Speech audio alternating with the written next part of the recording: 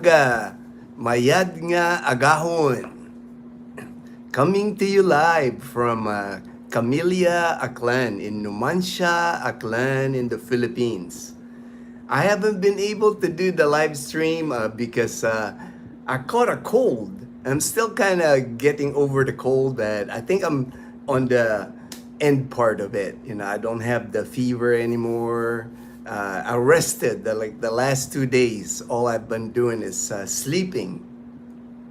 I just took Leanna to school, so I wanted to do a quick live stream, just update people what's going on. First off, I'll do the weather report. As of 3 a.m. this morning, there's a low pressure area estimated about 975 kilometers east of southeastern Luzon.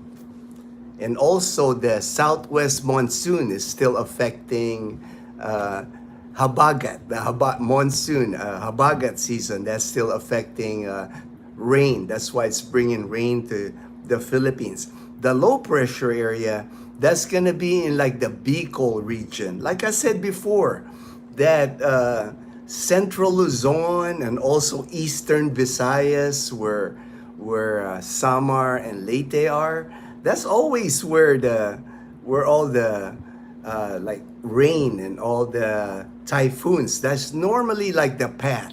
That's why people, when they ask me questions about the weather in the Philippines, there's a variety of weather in the Philippines. It depends on what part of the country you live. Like I said, if you live in northern Luzon by Cagayan, Ilocos Norte, central Luzon like Bicol, and then eastern Visayas like Samar and Leyte, they get hit a lot. Like I know last year, I would say out of the 20 typhoons that hit the Philippines last year, I would say more than half hit that area.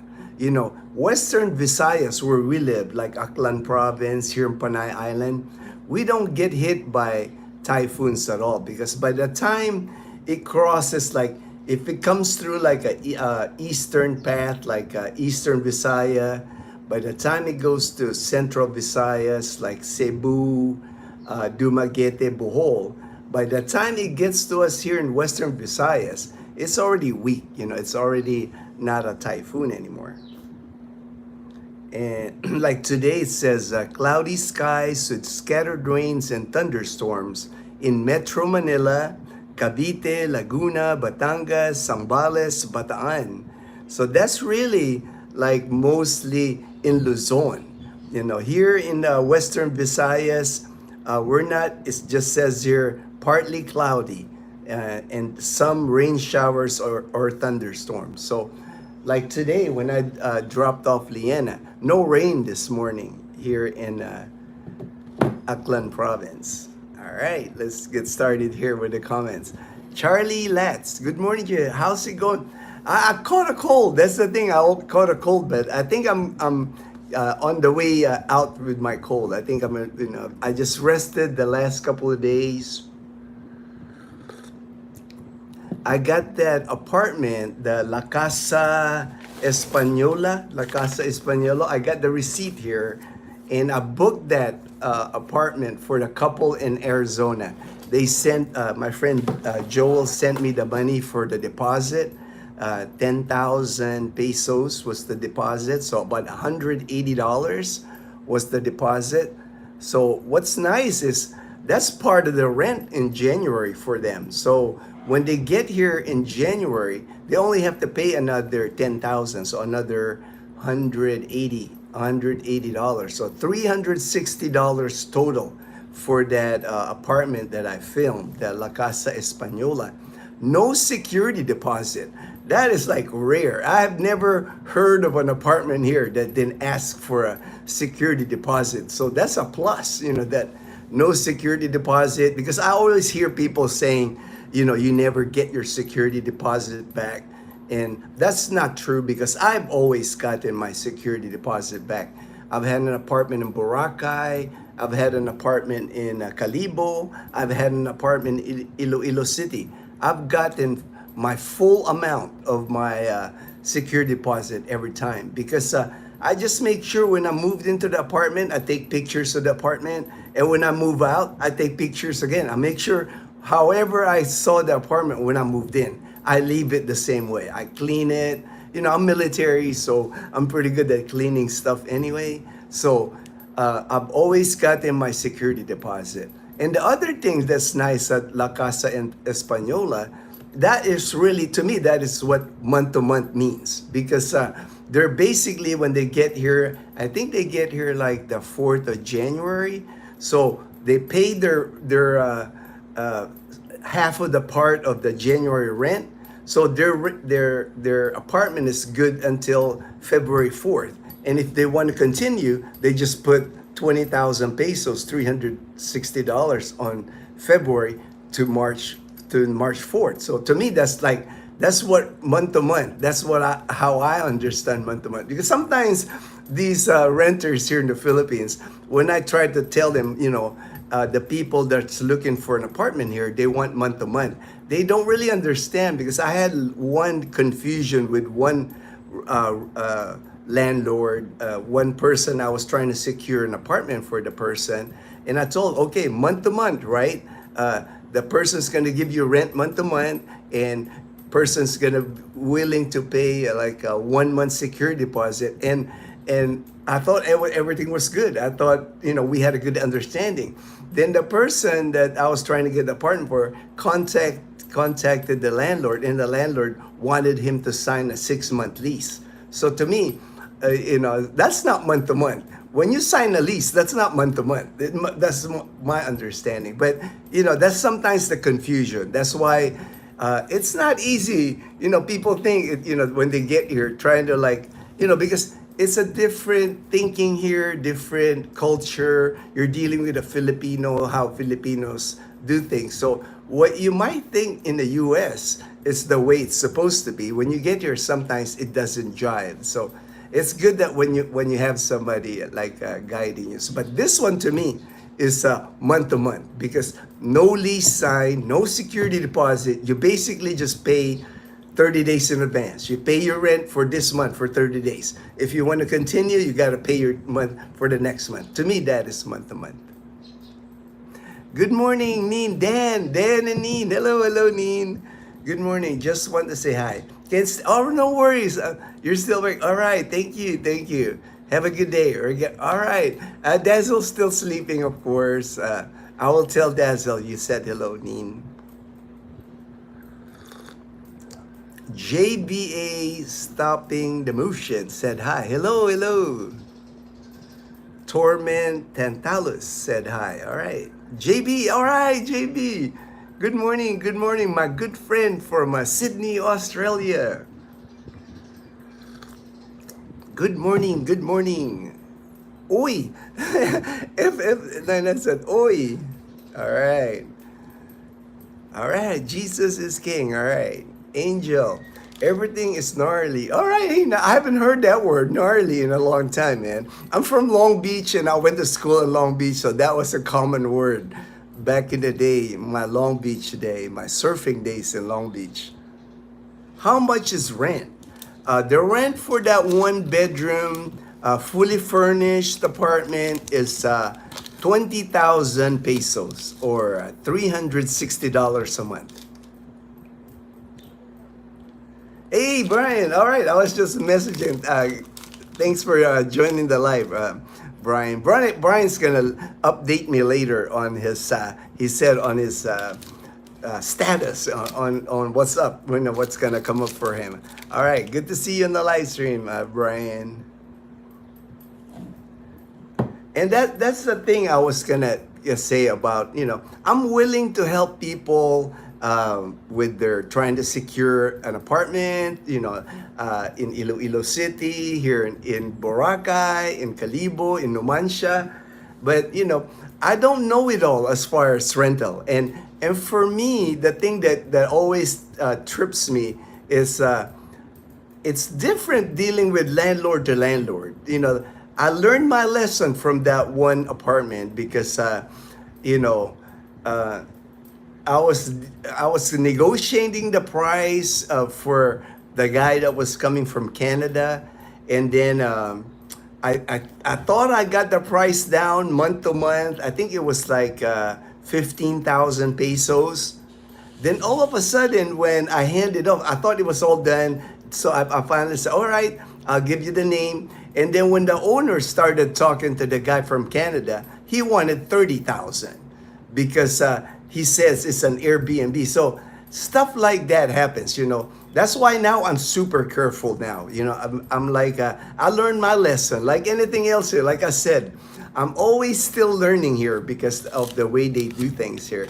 That's why I had to, like, from then on, from that incident, because, you know, that looked bad on me too, because I was like, the guy from Canada, you know, he's like, these people are scamming me or something. And I told him, no, these people aren't scamming you. It's just that, you know, my fault, maybe a misunderstanding. But now I'm super careful. I'm like, I really get the details down. I like, a lot of times it's hard when you're just texting or on the phone with someone. That's why it's a lot better, like with Lacasa Espanola.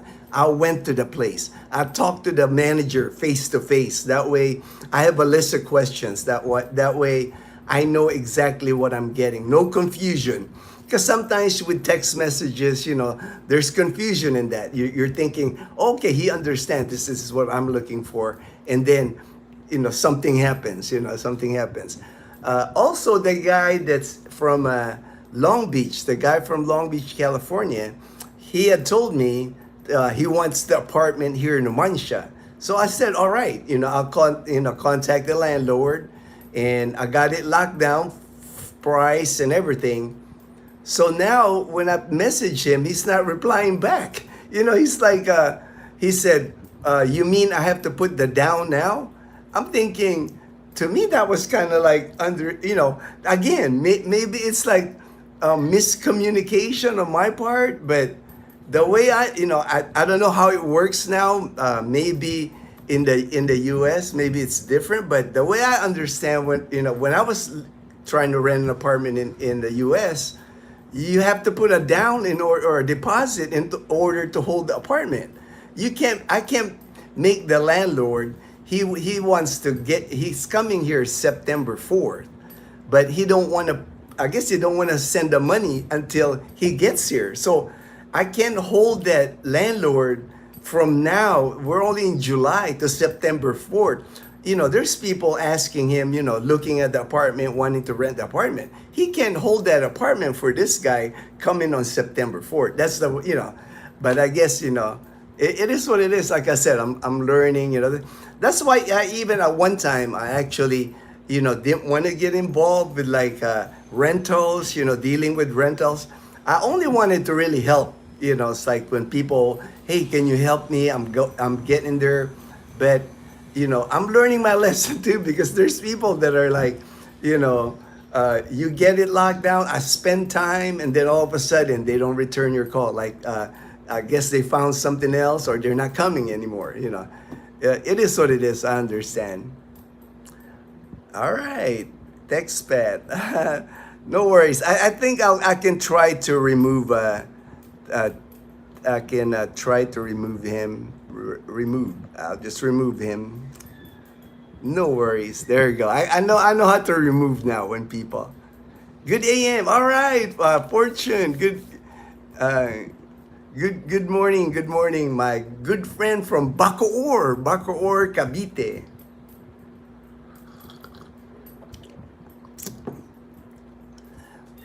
You must be working from home again today. You're not traveling to Manila for a meeting. Good to see you. Good to see you on the live stream. That's why, you know, it's like I think moving forward, I'll see. You know, it's like I'm always willing to help. Like I said, I'm always willing to help. But sometimes, you know, people are difficult. You know, sometimes, you know, it's like I try to help, but there's just some people. You know, it's like. I've actually got the feel. I've had people that I helped before. It seemed like they feel like I work for them. You know, it's like, you know, there's people like my friend from Pennsylvania. that I genuinely feel like when I'm helping him, hey brother, I appreciate your help. Thank you so much. I could have done this. I don't mind people helping people like that, but I've had some people where they almost feel like they're paying me or something, which they don't. I've never asked for any money, but there's just some people that I guess it's just people are different. There's people that you know don't know how to deal with other people. All right, all right. Thank you, Fortune. Thank you, Fortune. Yeah, I'm feeling better today. It's like I'll still rest up. I'll still rest up for the day. Howdy. All right. Yeah, I can just I learned like I can click it and remove it. So, it's good that if we have moderators, but I can get by now. I know, it's like I don't read it anyway before thinking it. When I see the messages, I read it in my head first before I read it. So they won't some people, they just want to make fun of you. I guess they want you to read something. To them it's funny, but to me it's not funny. Howdy, Ginno, kicking out. Yeah, Alan. Hey, my good friend in Texas. All right. Oh, I'm from Bacoor. Wow, Vegas Will. I didn't know you were from Bacoor too, man. That's Fortune. Fortune is from Bacoor, Cavite, man. I was a little late. I am on site for work, but I had to bring my daughter to UP Diliman. It's enrollment week for first week.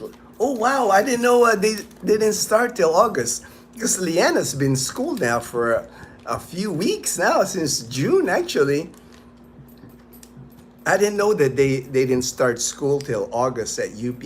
Great school, by the way. I mean, that's like the top school in the Philippines, I would think. It's like UP Diliman. And all the smart kids go to UP. And congratulations, Fortune. Nice, Will. Am in the old town proper. All right, all right.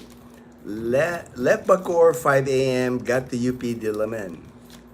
Oh, not bad. That's not bad. Well, it's early. That probably you don't get the traffic office by. Hey, that's a good deal. Good deal, Fortune.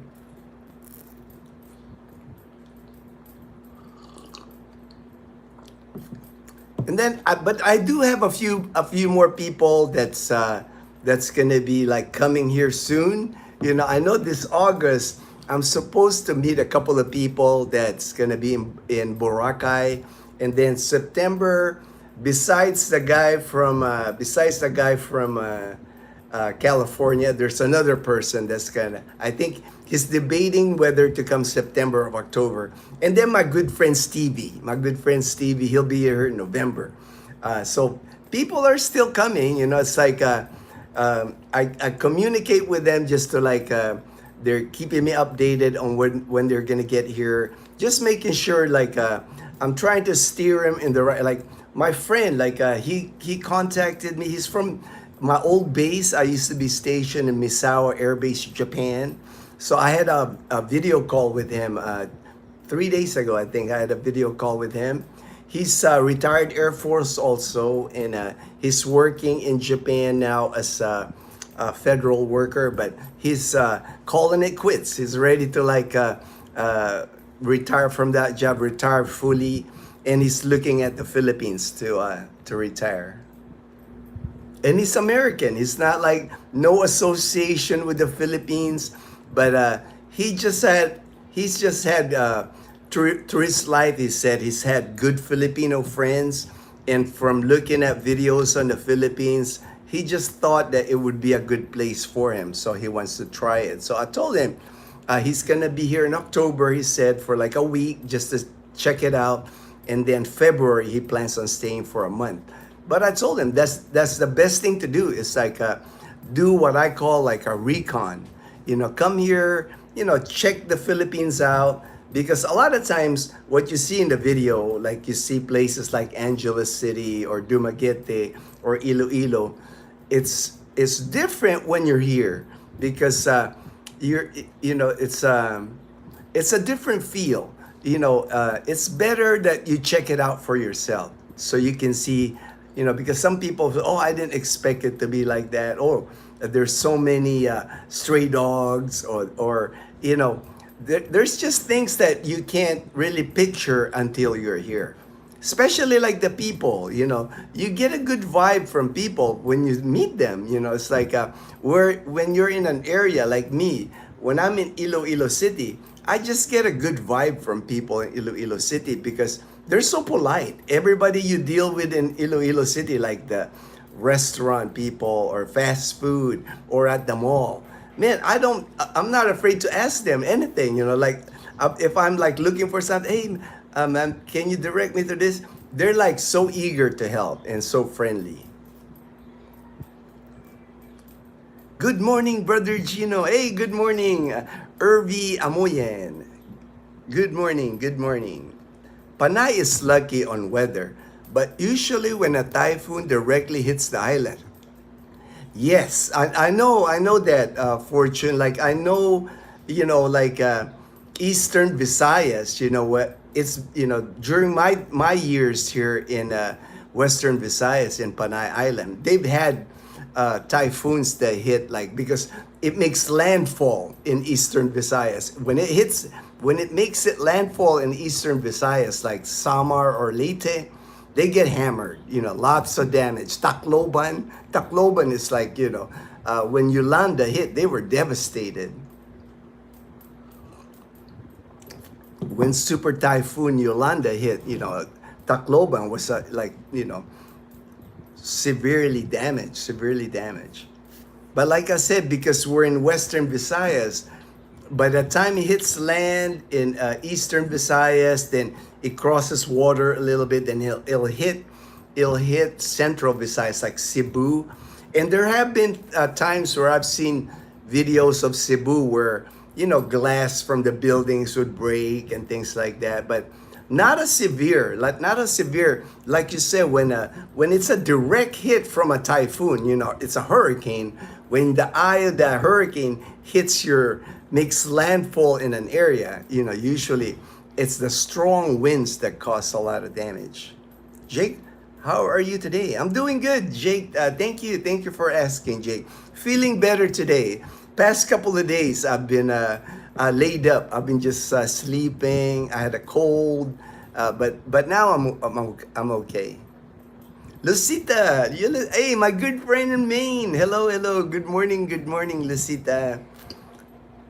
Glad to be here. Hope everything. Yes, we're doing good. Daniel, our good friend from Jacksonville, Florida. I've mentioned on the live stream, Dazzle's birthday is coming up, and he saw the video where Dazzle was thinking of doing her birthday at the Lacasa Espanola, the KTV bar, the karaoke bar. So Daniel sent us money so we can reserve it, the karaoke bar. So on the 24th is Dazzle's birthday, so we reserved that karaoke bar. It's like 3 hours of use of that karaoke bar, and they have it's 3,000 pesos for 3 hours. So that's about $55, but it includes food and drinks. So the 3,000 pesos, $55. It's called consumables here. Basically, you pay the 3,000, but they have a menu of food and they have drinks, alcoholic drinks, also beer, soda, and juices. And you spend your $3,000 on the food they provide. So not a bad deal, I think. Plus the room's really nice. It's like really private room, probably fit at least 15 people in there. Like I filmed it on that video. So we did yesterday when we went there to make the down payment on the rent for the couple from Arizona. We went ahead and reserved that karaoke bar because Dazzle and I, we like karaoke. Mom too. Mom sings. Leanna sings. I think most Filipinos do karaoke. Even if I'm a terrible singer, I'll sing just because it's fun. It's just for fun.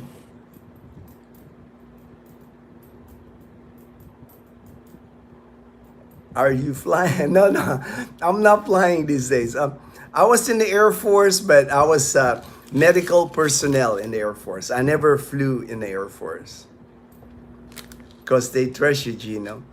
Yeah, I think so. I think so, Fortune, because not just me, I think I've got a good relationship with them. And like I mentioned on the on the previous live stream, I just think, it's like as an expat, you know, you have bargaining power here. That's why I told, I've told expats this before.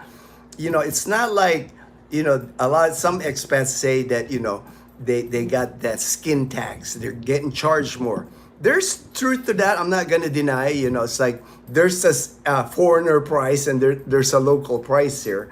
But because you're a foreigner, you can use it to your advantage. Like I said before, foreigners, Filipinos here that are landlords, they know you can pay and they know you're not going to miss rent. There's people here, like I said, when I was living at Carillo Snyder Apartments in Calibo, my landlord just loved me because, like, I was on time with rent, because there's no reason for me not to be on time for rent. First of the month, I'm in the office knocking. Hey, ate, here's the 7,000. My rent is 7,000 pesos at the time. At the time, it's like $130 was my rent for a 2-bedroom, 1-bath. So here's my rent. And she was always happy, like, to see me. She goes, oh, Ginno, I wish all my renters were like you. And she would tell me she had renters in the same building I was living in that were like 3 or 4 months behind on rent. So to me, like I said, that's an advantage of foreigners because they know that the landlords know the foreigners can pay. Paying is not an issue for foreigners. And a lot of times they also know that a foreigner can't afford not to pay. Because if you're behind on your rent or you can't pay rent, they can report you. They can report you to the Bureau of Immigration because the Bureau of Immigration for foreigners, foreigners don't want to hear anything from the Bureau of Immigration because they're staying here on a tourist visa most often. You don't want the Bureau, anybody reporting you to the Bureau of Immigration saying that, hey, this guy is not paying me rent and he's living in my apartment. That's, to me, that would be dumb, for a foreigner to do that. That's why you got bargaining power, in my opinion. That's why, that at Lacasa Espanola, when I was talking to them, I told them, well, the person's coming from Arizona. That's why they said, it's like no security deposit needed.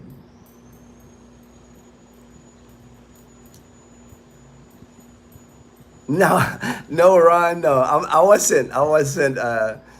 Black. I wasn't a pilot. Man. I was just I was medical personnel in the Air Force. Alan, Gino, we got our land title processed for our property. Oh, nice, nice. Congrats, Alan. We were surprised it only took 6 months. I've heard. Oh yeah, that is, man. You guys, that's worth celebration there, Alan. That you got it in 6 months because land title here in the Philippines, so many things can go wrong with land titles here because a lot of times.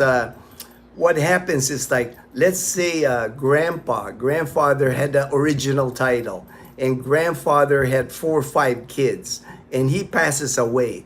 That starts the confusion because they have to divide that land for all the kids, and there's so many people that can claim, a lot of it I think would probably be avoided if grandfather did like a will.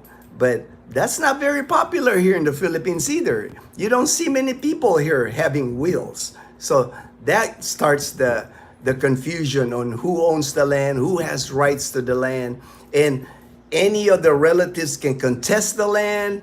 And if you're the one that bought it, it can go to like the regional court, somebody contesting that, the sale of the land. It's just crazy, that's why you are blessed, my brother. You are blessed to get that title in 6 months, man. There's titles here where people argue the title for years, and then, the land just sits there because nobody wants to build anything on it. Especially Boracay. Boracay is like, you can imagine the land in Boracay is precious. There's land they're selling at 50,000 pesos per square meter. There's like a really valuable land in Boracay. So there's been family disputes over land there that don't turn out pretty. It's like you know. Hey Mark, hey sup brother, White Mark, hey man, I love seeing you on the live stream. Thank you, thank you. I call him White Mark because he has a brother that's a Brown Mark. It's White Mark and Brown Mark. Watching you live stream via Starlink on my flight. Hawaii. All right, wow, man, that's awesome. That's awesome. I didn't even think that existed. I guess it can, with Starlink, that is pretty cool. And actually, we found out when we reserved that karaoke bar at Lacasa Espanola, they have Starlink at the Lacasa Espanola. So we might be able to do a live stream of Dazzle's birthday. We're hoping, because usually it's the internet that causes problems with the live stream here. But if they have Starlink at Lacasa Espanola, like the person said there, we'll be able to live stream Dazzle's birthday. Thank you for joining the live stream, Mark. That is so cool, man. You're on a flight to Hawaii to LA. That's so cool, man. That's awesome. Hey, JP. All right.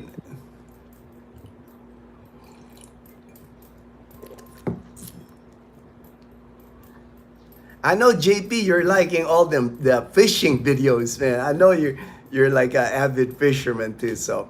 And I think we're going fishing. Dazzle, when it comes to fishing, because we're gonna go to Karen and James and Karen to Karen's birthday on Sunday.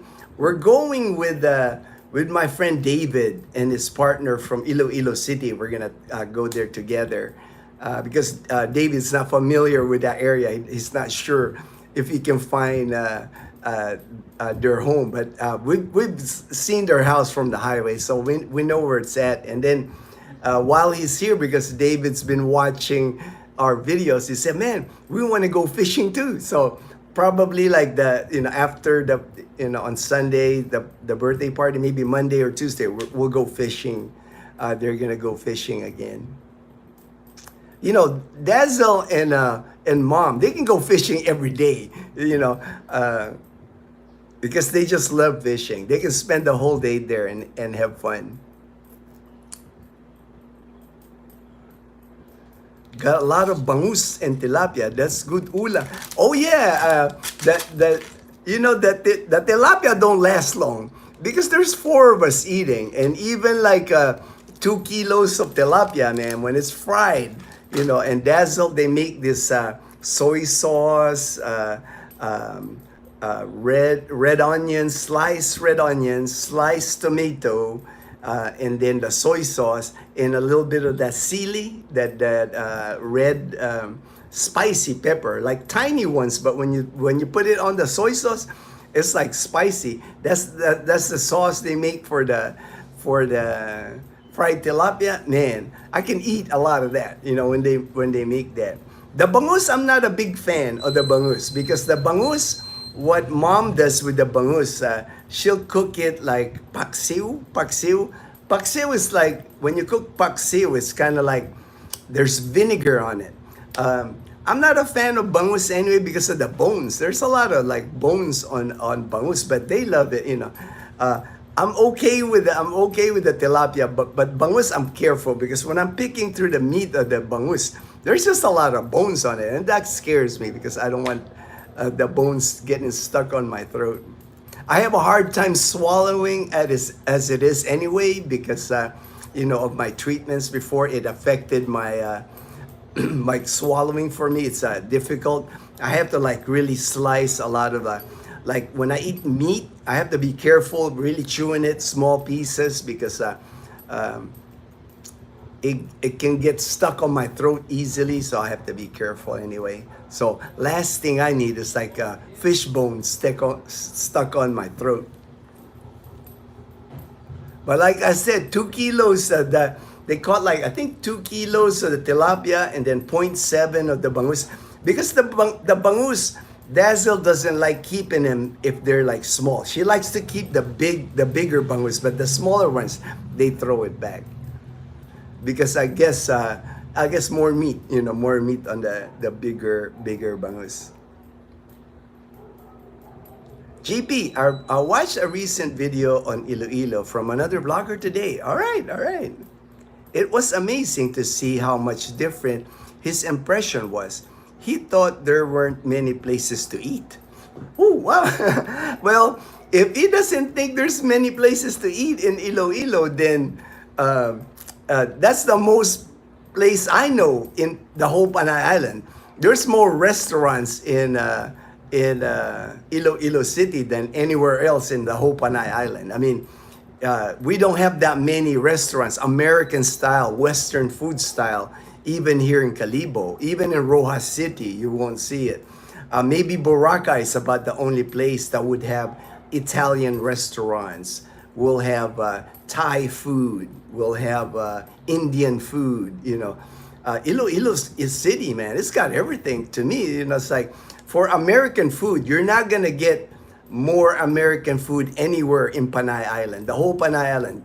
The concentration of American food, like Cajun food even, or that Uncle Tom's, that one restaurant when I was walking, they got a lot of burgers, a lot of American type food there. Sbarro of New York, Pizza Hut, all that stuff, and Burger King, all that stuff is in Iloilo City. We don't have that here in Aklan, and so does even Rojas City doesn't have a lot of that. There is no Burger King that I know of, or maybe Pizza Hut. I'll have to double check in Rojas City, but if it's not in Iloilo City, then it's not anywhere here in Panay Island or in Western Visayas. But I do understand, JP, because like I said, I had a friend, Jack. He's now in Thailand, and he loves Thailand. He's been in Thailand now for close to 2 years now, and he stayed here in the Philippines for 6 months. And he went through Iloilo City. He lived in Boracay, and he lived in Cebu City. And the thing he didn't like here in the Philippines was the food. He said it's expensive. The food was expensive, and it wasn't the food that he's used to. Thailand does a better job as far as like catering to Americans, the way Americans want to eat. I guess for him, like I said, we're all different, to me. But for him, it was like we don't have a lot of fresh green garden salad here in the Philippines. That's not a popular dish here in the Philippines. Hard to find, even in whole Panay Island, even in Iloilo City. You will be challenged to find like fresh garden salad. I know Kenny Rogers Roasters, they have that. I've seen a salad there, which that's why I go to there. That's why I go to Kenny Rogers Roasters. And I know SNR got a nice salad at SNR, chicken, breast of chicken, top, ginger sauce, delicious salad. But there's not many of those places. And what my friend Jack said, in Thailand, it's everywhere. He can eat salad everywhere. And then the way they cook Italian food, pasta, similar to how he likes it in the U.S. So it works for him. That's why I said, Philippines is not for everyone. It's not like because everybody says that, that it's good here, it's nice here. Not everybody's gonna like the Philippines. I've seen enough of Dazzle and others to know Iloilo is food wonderland. I know, man. I know, JB. I mean, they even have that. Remember when we ate at that place, Vikings, the Vegas style buffet. I mean, that place had the lamb. That place had steak. That seafood. All you can drink beer even. It's like for like what for $20. It's like. Hey, Daniel. All right. Hey, my good friend in Jacksonville, Florida. Thank you so much, Daniel. We went ahead and reserved the karaoke bar for Dazzle's birthday, and the manager said they have Starlink. So hopefully we'll be able to live stream. I know it's gonna be like an odd time for a live stream because we reserved it from 5 p.m. to 8 p.m. So that's gonna be early in the U.S. I know that's gonna be like 5 o'clock in the morning or even 2 o'clock in the morning. But at least it will record it. At least people can watch the replay. You don't have to watch the live. At least we'll have a record of it, a record of Dazzle's birthday. You'll see us sing. I think I told Dazzle. She said, "What happens when we record? Like karaoke? It is allowed on YouTube. We don't get a copyright strike, but we can't earn money, which is not a problem. It's not like a big. We want to show that birthday party, so it's not like." So we'll just film it, but it won't be a copyright strike because we always worry about copyright strike with like music. But I guess karaoke, it's not considered like you're singing. It's not like if I sing the Bon Jovi song. It's not like I'm copywriting Bon Jovi. But we'll be able, because I did that. When we were at the Canadian Beaver, there was music on some portions. It just says like. I can't monetize it, so that's the thing. I just have to check the when I do the live stream, it says monetize, and I'll just say not monetized. That way, nobody's gonna earn money from like the music. Yeah, they love to sing anyway. Mom, especially, Daz, even Leanna, they all love to sing karaoke. So I know it's gonna be fun. We'll invite a few of our friends. We'll invite James and Karen. I know it's kind of like 5 to 8. I don't know if they're, nighttime, if they're gonna drive. Because like me, I told my friend David we were gonna go to the party on Sunday. I don't like driving at night. My vision, it's not the best at nighttime. So, and here, you got to be careful here at nighttime. My vision's not good at nighttime driving. And here, there's people riding on the street here, on the road, on the highway, without their lights on, motorbikes without lights on, people on bicycle without any lights, no reflective gear. People are crossing the street at night here.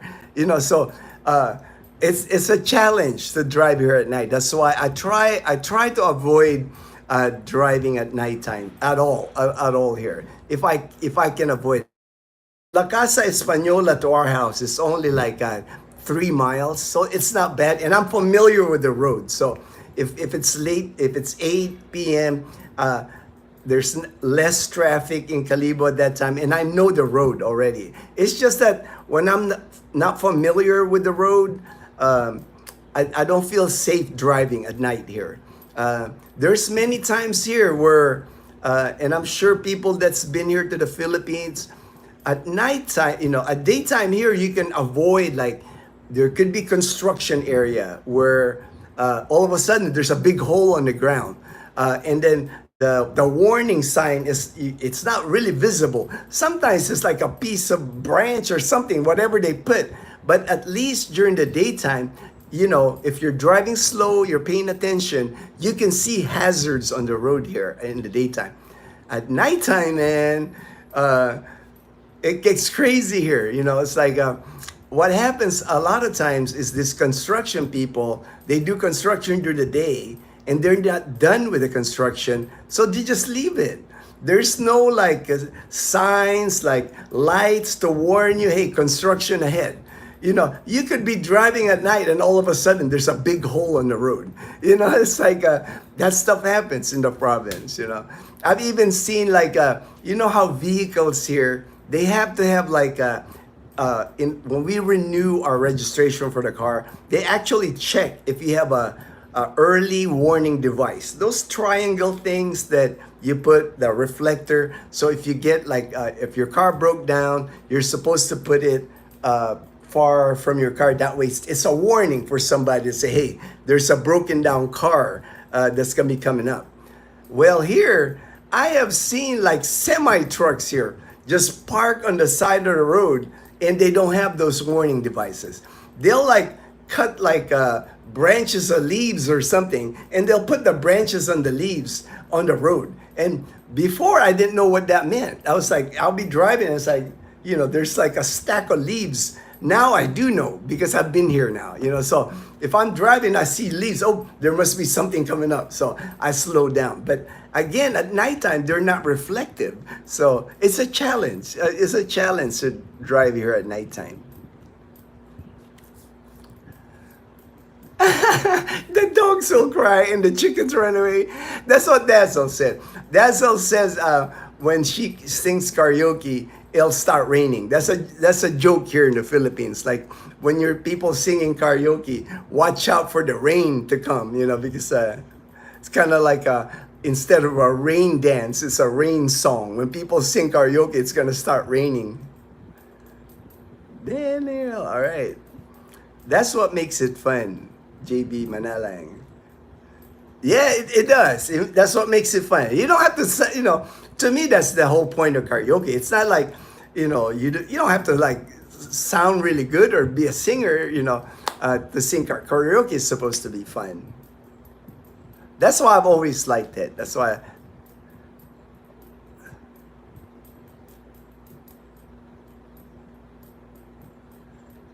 Hello, all right. Fortune. Hey, Michael C., my good friend in Trece Martires, Cavite. Good morning, bro. Happy Wednesday. Hey, happy Wednesday.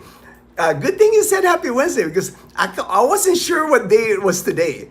I actually thought it was Thursday today. Thank you. Thank you for that. Thank you for that, Michael. UP follows international calendar. First Sam, January 10, mid-year, June. She did not roll this mid-year. Oh, okay. All right. I have a niece that lives in Manila. She graduated from UP Diliman. She's a occupational therapist. She works with special needs kids. She teaches special needs kids now in Manila. She's been doing that for like 10 years. She even works for like a company in Florida because she's made trips to the US, training wise and things like that.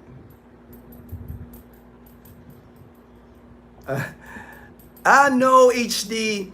I don't think we'll have like a fishing competition because Dazzle doesn't really want that. I think I had mentioned that before. Fishing to Dazzle is all for fun, and competition. One thing about Dazzle, she's super highly competitive. She was a volleyball player in college, and that kind of ruins the fun for her when it becomes a competition. So, to me, fishing is like supposed to be fun.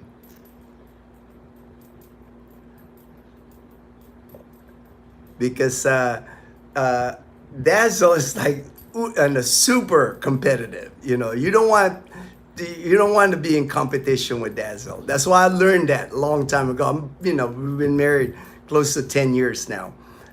She got that Kobe mentality about doing anything. It could be Jenga. It could be Uno. It could be anything that we do. Dazzle doesn't like to lose, so that's why I said for her birthday, we were thinking of fishing, but when it got brought up, fishing competition, we kind of aced that because I don't think that's going to work out well. It won't be fun for Dazzle. And for her birthday, I want her birthday to be fun. I didn't want, nothing competition, nothing like that. Bro, everyone is having a birthday this month. Dazzle and me next week. And Rose next week. Also busy, but I know. And my birthday's August 1st. So after Dazzle's birthday, my birthday's like a week later. It's amazing, really, the weather we've been getting, Michael. I can't believe how it's sunny again today. I mean, you can tell it's like I had to like lower the blinds here. I'll be blinded by the sun here. And we're already towards the end of July. My birthday growing up here in the Philippines in the 70s, it was always like rainy season here. I remember going, there were many birthdays of mine where our house in Quezon City was flooded, you know, and no school because the roads were flooded. My birthday, August 1st, was always like flood season in Manila, you know, so it's amazing how. But I guess Manila is getting more rain than us here because we haven't been getting rain at all here in Western Visayas.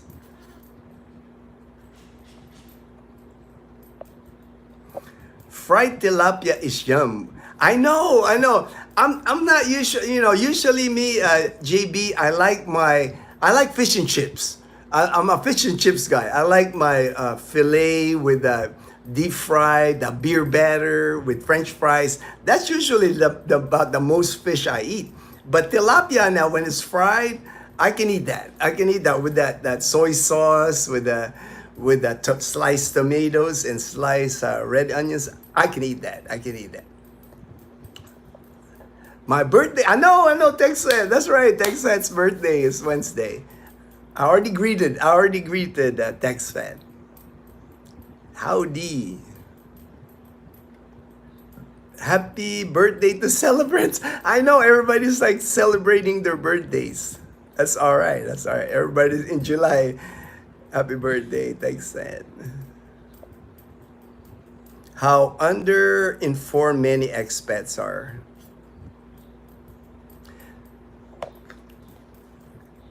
I mean, you know, Daniel, there's many that do their research. There's many, but I've mentioned this before, Daniel. I don't think it really, you know, you can do all the research you want. I mean, and I'm all for that. You know, find out everything you want to the Philippines, especially if you're coming here. But you know, there will still be stuff then when you get there that you'll learn on the fly, and things change. You know, things change here. You know, it could be, you know, like from that, when I came here 14 years ago, I can already tell like Calibo, Boracay, it's changed so much. You know, when I got here 14 years ago, Calibo was like a sleepy town.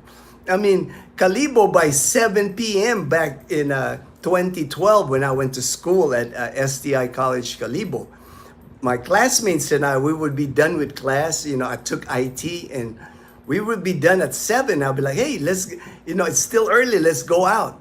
There's no place to go out in Calibo back then. At least now they have like food parks. They have a couple of malls now. The malls now, they stay up till like 9 now. Back then, the Gaisano Capital, that's the only mall at the time. They didn't have the Grand Gaisano, or they didn't have City Mall. That place used to close at 7. So by the time we left school at 7, even the mall was closed before. But now there's Calibo's expanding. Same thing in Boracay. You know, Boracay, when I got there in 2011, you didn't have all these big hotels there. You know, now, you know, Boracay, you know, White Beach, Boracay, back then in 2011, there was still a lot of like bamboo nipa hut structure, like villas, you know, that you know, it had the old island, you know, vibe kind of thing where it's natural material. But now, you know, it's nothing, mostly the White Beach. If you go to White Beach now, it's mostly buildings now, you know, tall buildings even, you know, 8-story high buildings. And then there, you know, even restaurants back then were like, they could have just like a bamboo nipa structure, kind of like a carinderia style food. Micaela's was my favorite at Station 3. Those are gone. Even like Red Pirates. I know people that's been to Boracay. Red Pirates at one time was like a iconic bar in Boracay in Station 3. Red Pirates is like, the guy that owns it would dress like a pirate. Everybody got dreadlocks, tattoos. Really like, it had the old feel, you know, like I said, bamboo. It didn't look like much for a bar, but it was popular, very popular bar. But that's gone. It's been replaced by buildings, you know. So things change. Progress, I guess, development. My parents 55 wedding is on the 18th. Wow, 55 years. Wow, that's awesome. My brother's 51st birthday on the 24th, and my second. Wow, just busy. Just busy. Just busy time. Ginno, be careful saying something about things getting stuck in your throat. It's enough for some vets to make fun of you. Oh, all right, HD. No worries, no worries.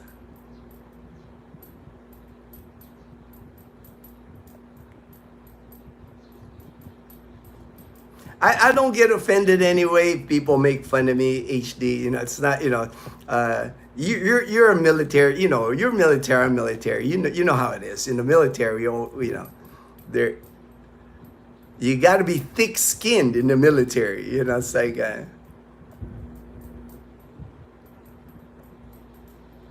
That's not gonna bother me.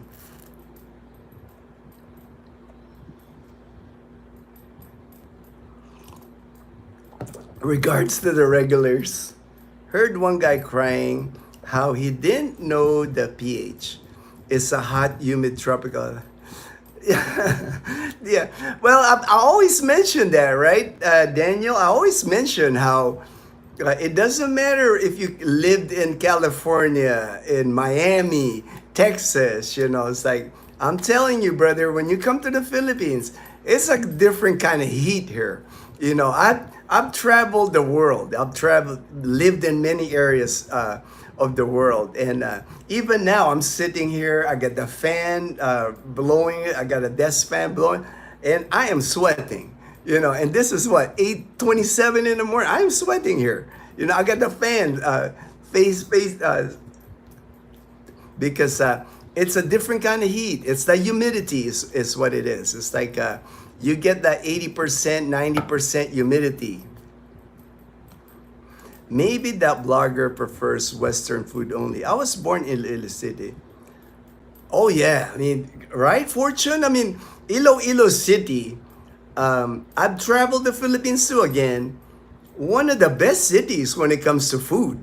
Like, if you're a foodie, if you're like a Filipino, you like Filipino food, man, there's so much good food in, you know, you got your bak choy, you got your bulalo, kansi, inasal, you know, I mean, every you know, crispy pata, you know, every good Filipino food is in Iloilo City. People come to Iloilo City because of the food. But I guess because, you know, he's a Westerner, so he's not, you know. But like I said, there's plenty of Western food in Iloilo City now, you know, just because there's a lot of expats moving there. I'd have to do some research, but I bet you Iloilo City right now, I would think it's in the top 5 of places where expats are coming to the Philippines. It would not surprise me. I'm gonna have to Google that and do some research. But I just see Iloilo City as like a booming place for expats that are coming to the Philippines, because that's why they're building all the condominiums there. You know, that's why Mega World is building their. It's similar. Mega World is the one that built the BGC in Manila. And they have Mega World now in Iloilo City. So they're replicating what they did at BGC. So it won't be long till Iloilo City will have its own BGC area by Festive Walk. It is like that now. You know, it's like my friends that live there, you know, their lifestyle there is kind of like the same BGC lifestyle without the cost of BGC at lower expense, because they're living in condominiums similar to the ones on BGC. They're walking to groceries, the same stuff at BGC. So mall, movie theater. What's only lacking now is more American restaurants. You know, they don't have Texas Roadhouse yet. They don't have Red Lobster yet. They don't have, you know, the typical American restaurants. But it will not surprise me if those come to Iloilo City, just because that's how Mega World builds. They build condos, they build the mall, and they'll build the American restaurants. That's how they're building New Coast in Boracay too. New Coast in Boracay's got all the condos set up now. Now they got a steakhouse now, that Wolfgang Steakhouse. They're building like a 10-story building and probably another mall by the beach. So they know how to build. Mega World, they know how to build. They build to that Western standard, what Westerners are looking for. Because not all Westerners, not all expats or military retirees like me are coming here on a budget. I know many expats and many Americans, Canadians that are coming here. They have money, so they're not sacrificing like me, like living in a province area, living on a budget. There's people coming here with like big retirement money, so to me, why not? Why not live that, Western type standard in a country where people are friendly, where you are welcome. And I think that's the difference I think that I'm seeing. I think that's what's always gonna attract foreigners, Americans especially, to the Philippines. I think that's never gonna change here, is because the Filipinos and Americans have always been friends. Filipinos are always been welcoming to Americans.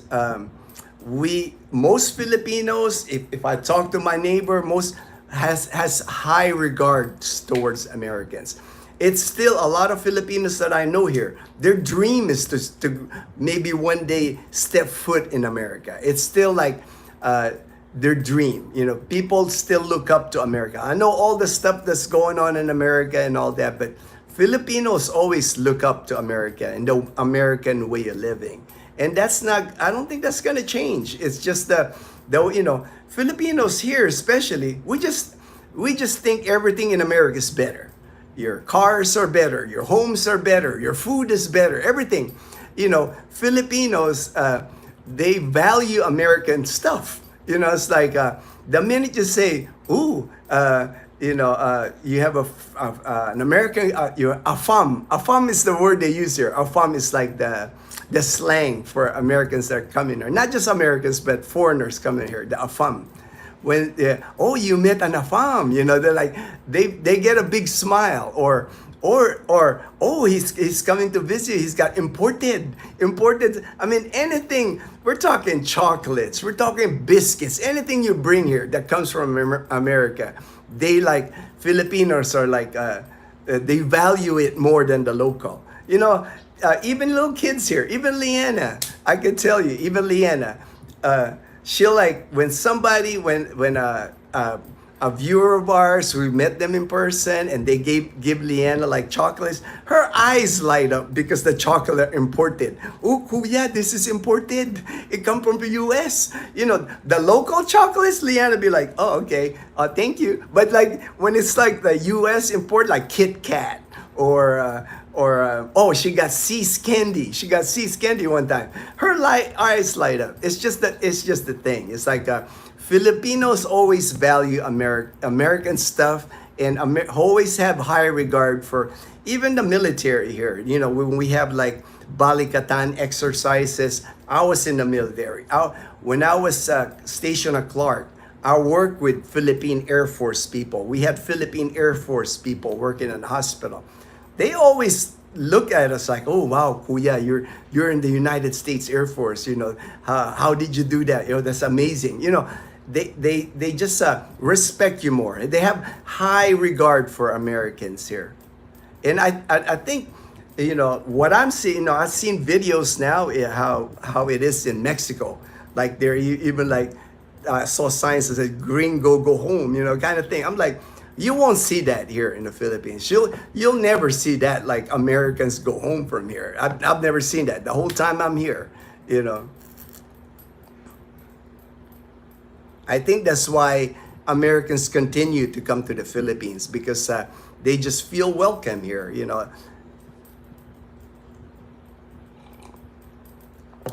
Edgar, wait a minute, Sergeant. I thought it was cool. It was cool, Edgar. Well, if you go to Baguio City, man, if Baguio City, Tagaytay, there are cool weather places here in the Philippines now. If you go to like up in the mountains, but man, here, man, it's like and I've been here 14 years now. I'm just used to sweating. Like sweating to me doesn't bother me. Like if I sweat, it's just part of the deal here. I mean, I could put an AC here, and we have a small place here, but I'm so frugal. I'm okay with sweating. One thing about sweating is I never use lotion. It's like my skin's never dry. The only time I use lotion is when we end up staying at hotels and I have hot water. And then I notice after 2 or 3 days of taking a shower with hot water, my skin starts drying. So I have to use lotion. But, I've been taking cold showers like for 14 years. I'm so used to it. It's actually refreshing to me. When I take a cold shower, it wakes me up. It's like my everything tingles. It feels good. It feels very refreshing. Ginno, just don't sing it better. You ain't got to worry about that, man. You don't got to worry. I don't sing very well. I just have fun when I sing karaoke, man. They might have confused the mosquitoes for a flock of small birds. Oh, thank you, Vegasville. Appreciate that, man. All right. We're inviting a few people to the party too, so everybody will appreciate that. Thank you so much. But again, like I said, it's consumable. So like 3,000 pesos. I don't know how much they charge for beer there, but I'm sure it'll be at least a few buckets of beer. So people will have beer at the party. I think he stayed in cheap hotels and didn't wander far or go into the malls. Yeah, probably. I mean, it's like a friend of mine even asked me that. Asked me like that. Why do I only show like the Mandurriao area of Iloilo? The reason is that's where we normally stay. It's like I know there's like older. I have filmed like some Molo area, the old district and Haro. I filmed Haro, older district of Iloilo City, because there's like older district where old churches, old plazas. The housing on those areas are actually cheaper than if you live at like the Mandurriao area, but the reason I film at Mandurriao area, if I was a foreigner, chances are that's where I would move. If I was an expat, it just makes sense for me to film that area, the Mandurriao area, because that's where SNR is. That's where Qualimed, in Atria, in that small area, you want to live. If I was like an expat coming from the U.S. and I was looking for a condominium in the 25,000 peso range, that's about $450, one bedroom condo within walking distance to a big mall like a SM City Mall with all the food, Starbucks, that's where I want to live. I wouldn't want to live like in the Haro area or in the Molo area where it's mostly Filipinos and it's crowded, because those sections are like the older part of Iloilo City. I guess you can live in those, be cheaper rent, but you would still. To me, it's like it's easier. It would be an easier adjustment because like if you're by the festive walk in the Mandurriao area, you're gonna see a lot of expat walking around. There's a lot of foreigners. It's not. You'll feel at ease. You'll feel safe. You've seen the bike path. You can ride your bike. You can jog on the. I see expats riding their bicycles, jogging on the bike path on the esplanade. You're connected to the esplanade from the bike path there. I just think it's ideal. If especially like as I did on that one video, I mentioned that for a soft landing. you know, because if you come to the Philippines, if you've never been to the Philippines, especially if you've never traveled outside the United States, and you decide to like live in the province, it's gonna be a wake up. You know, that's gonna be a tremendous, like a huge change from what you're used to. You know, like let's say you've never been outside America and you come here to Aklan province. You come here and live in Calibo. That could be a change because you're not gonna see a lot of the things that you're used to. You know, it's like there's no big malls here. There's no SM here. About the only American food we got here is McDonald's and Dunkin' Donuts. You know, there's no KFC, there's no Burger King, there's no, you know, and even the cafes, when you eat at the cafes, you know, they might say lasagna, but it's not the lasagna that you know. You know, you know, that's one of the things like the Filipino version of lasagna. It is not lasagna. You know, it's like it doesn't have ricotta cheese. It doesn't have marinara sauce. You know, it just tastes different. You know, but that's their version. It's like a Filipino version of lasagna. But there's just things like even a burger, even a simple burger. You can order like a simple burger, like here in Calibo, and you're gonna go, man, you know, it just doesn't hit right. But I did find, you know, like my friend David was asking me what a good burger place is here in Calibo. The 8 Ball Tavern. That's a legit American burger. That's like a Australian beef, all beef patty. When you eat the sandwich, it's mostly beef on it. You know, 100% beef, Australian beef. Delicious. But you know, pricey, a little pricey. It's not the cheapest burger. It's not like the Jollibee burger. You know, Jollibee burger I like, but sometimes you kind of wonder if you know what's in the Jollibee burger. You know, like the Yum Burger. You know, it's like it's cheap. It's like I think it's like 50, 60 pesos. But you kind of wonder sometimes. You know, I'm sure it's like a mixture of soy or something. It's not, you know. It's not the same as like biting into an all 100% beef burger, you know, kind of medium, cooked medium. I like, you know, kind of crusty on the outside burger. And here, you know, Filipinos are weird about this. Like when they eat meat here, they don't like when you bite into the meat, you know, there's a little bit of juice coming out, kind of like bloody kind of thing.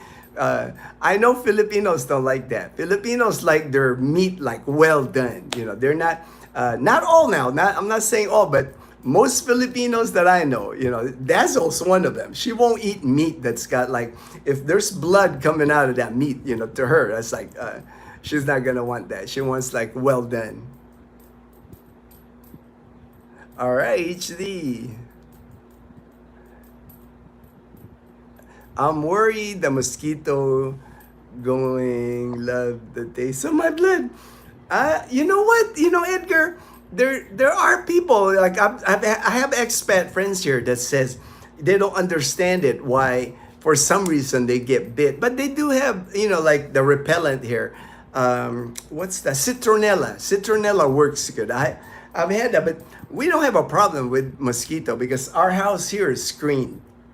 All our windows got screened, and I rarely see a mosquito inside our house. You know, outside there are. You know, You know, if Dazzle and I are walking outside at sunset, we put that citronella, and it works pretty good. But very rare do I ever get bit by mosquito. Living in Japan, hey, all right. Kamakura, Ginno, we will be in Iloilo at 29. All right, that should be great. 29, that's coming up. So excited. My Japanese wife will take her summer kimono this time. Spread some all right. That's awesome. That's gonna be fun.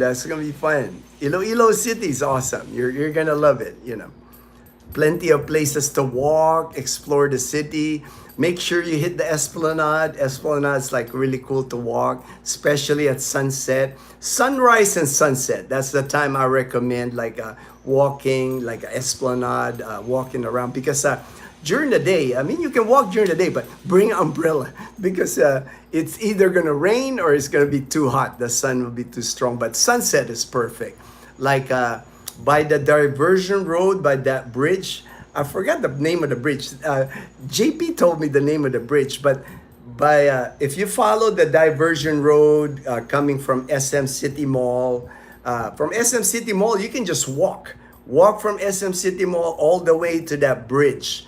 By that bridge, like you come down the bridge and you're at the Esplanade. That area there, by that bridge, I've caught like a sunset there because we lived at the Uptown Place condominium before. The sunsets there are amazing.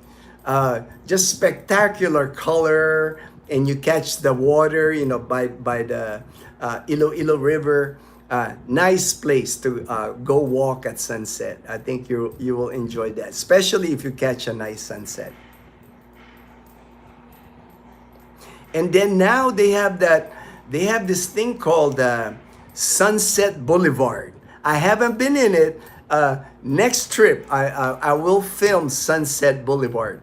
But what Sunset Boulevard is from the Mandurriao area, by Injap Hotel, by the Festive, that area where I always film SM City. There's now a road from Mandurriao to Oton. Oton is another town in Iloilo, about 5 miles, 5 miles long. And they built this Sunset Boulevard, and it's a paved cement road, sidewalk again, where you can walk, ride your bike, and along the way, you know, I've seen videos of it. You go through like just nice scenery, you know, and again during, I guess, sunset, they get spectacular. That's why they call it Sunset Boulevard. But I haven't filmed that. Next trip to Iloilo City, I will film that. I just got busy this past week meeting up with people. I had to meet up with so many people. I was thinking of filming it, but I just ran out of time. But next time, I'll make sure that will be first of my things to do is do that Sunset Boulevard from Mandurriao to Oton. And what it did is like, it connected, it now makes it easy for people in Oton to come to Mandurriao, to that area, because Oton is kind of like one of the suburbs, you know. It's kind of like us here at Numancia. Calibo is Iloilo City, and then Numancia is Oton. It's another town. Easier access for people in Oton to come to Iloilo City now. Philippine mosquito love Expat.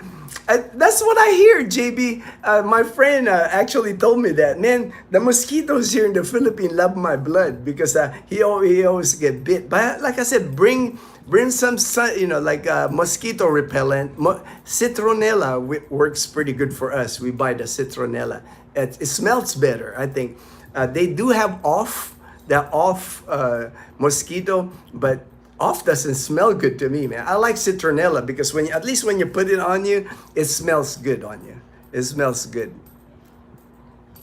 If your blood type O, mosquitoes are going to swarm you.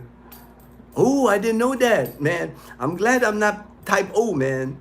I'm A positive.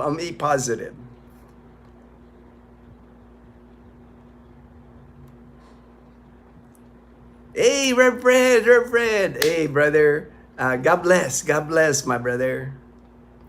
They look forward to a change in their diet. They look forward, I guess, right? It's a different blood. It's imported blood, Edgar. You're imported. You're from the U.S. Asian. There's no dazzle. Anyways, LOL. Man, JB, I'm telling you, man, Dazzle, I learned my lesson a long time ago. Dazzle's so competitive, man. I think it was the 4 years of volleyball, and even before that, she played high school volleyball. She was libero. She's a setter. She's just so competitive, man. I'm like, and I learned early in the relationship that I'm not gonna compete with Dazzle at anything because she does not like to lose, man. You know, I think that goes like I said, that Kobe mentality, man. She got that in her.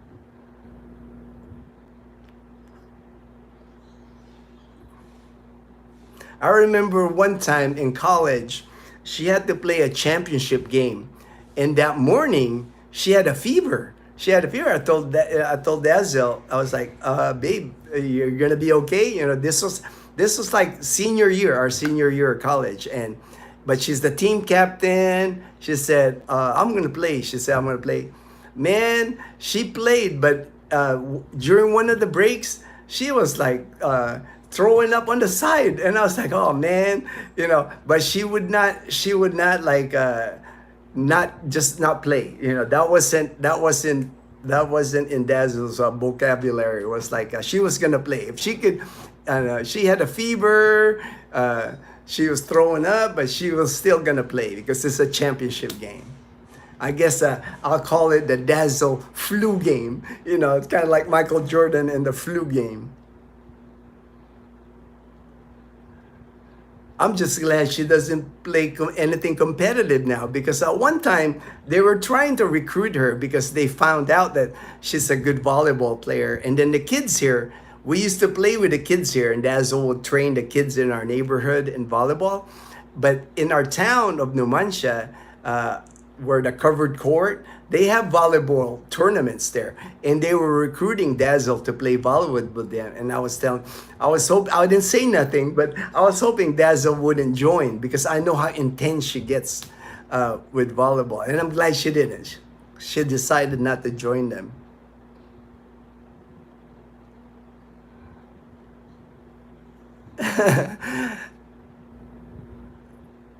Well, I think James, like he said, I think he was just using he's not used to the bamboo. He's not used to, Dazzle's got this gear.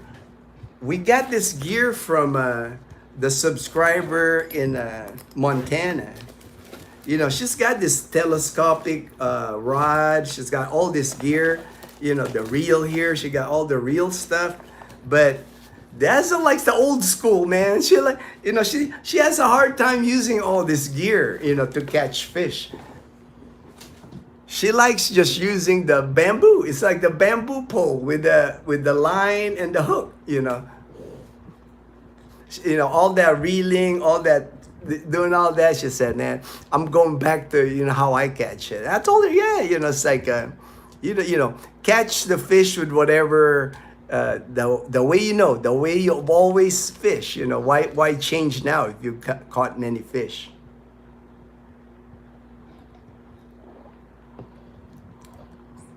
And I'm sure it's the same with James. He's used to fishing with a rod and reel, swinging it far, reeling it in, And the bamboo, it takes I've fished with the bamboo before with Dazzle, and it's a little different than fishing in the U.S. because it's a lot of its feel.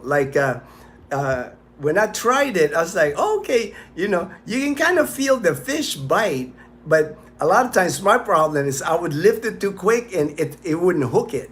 But Dazzle, they've been fishing with bamboo poles all their lives. They got a good feel for it. Mom has a good feel for fishing with a bamboo pole.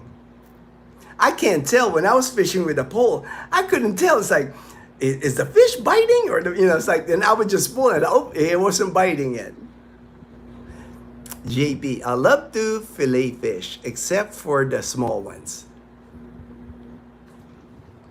That's why you got all the knives, right, JP? Since you can fillet the fish. Now, I'm all about filleting a good fish, and just cooking it like a fish fry bread, put that coating on the outside, the beer batter, it's like, I love fish and chips. And they got that here.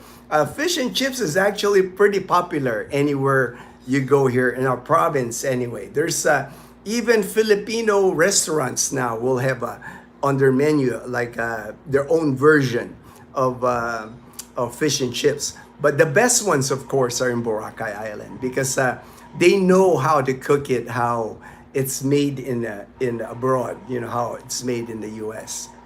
A lot of the times, I've had fish fillet. I've had it sometimes with tuna even. I mean, these are good tuna they use for fish fillet. But I noticed with tuna, it kind of dries it up. You know, it's I had it one time at Tambak in New Washington because I saw on the menu. Ooh, I said, uh, uh, you know, fish fry. I saw fish and chips. I said, oh, I'm gonna have fish and chips. But when it came out, you know, they used tuna, and the tuna was a big block of tuna. I mean, it's good tuna, I'm sure, but it kind of dried the tuna. I don't think that was a good, for me, I didn't like it that much. I ate it, but I've had better fish and chips. I think the Dazzle says the best fish and chips here, and I've had it here. There's one at the one restaurant in Calibo I like going to. They have it. It's dory. Dory fish is what makes for a good fish and chips because the fish is thick enough, but it's moist. When you bite into it, it's like really moist fish. And then if you got that crispy outside with a moist fish inside, man, put some malt vinegar on it. Oh man, that's like, I could eat that. I could eat like a ton of fish fillet like that. A true fisherman doesn't blame his gear. A true doesn't blame. I'm not a true fisherman, JB. That's why I'm not big on fishing. I just let Dazzle and them. They're the ones that enjoy fishing. I've never enjoyed fishing. I've fished before in the U.S. Friends, of course, but you know I'm in the military. They're always like, come on, man, you know, we got to teach you how to fish. You know, I lived in Louisiana. You know, it's like Louisiana fishing and hunting. I tried it. I just wasn't into it. That's why when they go, I just let them have their fun. CPI and cola numbers are up a little. Oh, nice, Daniel. That's always good to see, right? The cost of living allowance, the cost of CPI. That's always good. We get that. I know we 1st of January is we normally for our military pension in the U.S. military, we get a raise on our pension every 1st of January.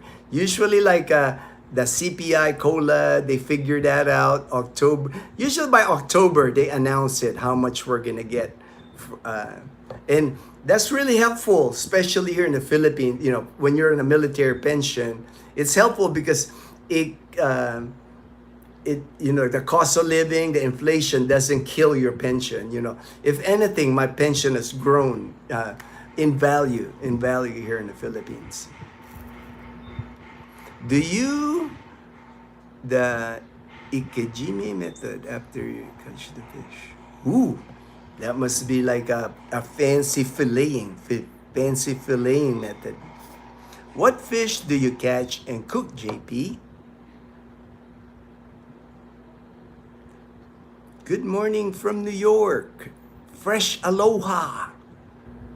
Actually, I'm originally from Hawaii, now live in California, but I travel all over the country for work. So I'm in New York now, planning to be there. Oh, nice. All right.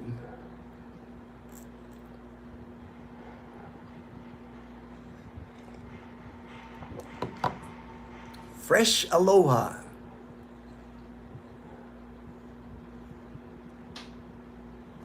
Yeah, a lot of people from Hawaii, like my best friend, he lives in Hawaii. He comes here to the Philippines often. And even him, he likes coming to the Philippines, you know, even though you would think he's already in a beach in Hawaii, but he loves Boracay. Every time he comes here, he likes going to Boracay Island. I don't know what that means. JB, smallmouth, trout. Ooh, trout. I've caught trout before. JB, at there's a lake up on Mount Lemon. Mount Lemon is up in the mountains in Tucson, Arizona. We used to go up there because they would like, I guess they put trout, like baby trout, and then there's a certain time of the year where they let you catch it when they're big enough. And I've caught a couple of trout there before. So I know what trout is. I know it's kind of like a long, thin looking fish. I've caught trout.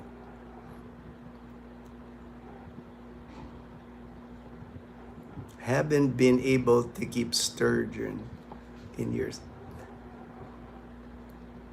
U.S. inflation 2.7 versus 2 previous month on tariff effects. Oh, okay. Yeah, maybe we'll get a pay raise in about that range, Fortune, on our military pension here. Yeah, exactly. Thank you, HD, for banning. Thank you, HD. Which one is your favorite, JP? Which one is the best tasting? White sand beaches aren't hot and humid. From your recliner. From your recliner. Is the Japanese method dispatching fish? It keeps the fish fresh longer and is more. Check out the video. Oh, okay. All right, I'm gonna have to take a picture of that HD so I can check it out. I'm always curious about stuff, man. I always like learning. I enjoy reading, especially learning new things that I don't know. Southern Cal, Benny. All right, hi Ginno. I saw in the news that President Warren. Yes, I did. I saw that yesterday. That our Mayor Calibo, was actually out there in Caticlan. He had a picture with the President Bongbong Marcos yesterday. A new airport passenger. He'll also be in one. Yes, my friend Kevin Barney from Arizona told me about upcoming trip for Bongbong Marcos to meet with President Trump. He's a busy guy. I mean, he's a busy guy here in the Philippines. But that was cool. You know, it's like that he did go to Caticlan because they are constructing a new airport. I guess the bridge project to connect mainland Aklan to Boracay Island, that's on hold because they want to do more study. There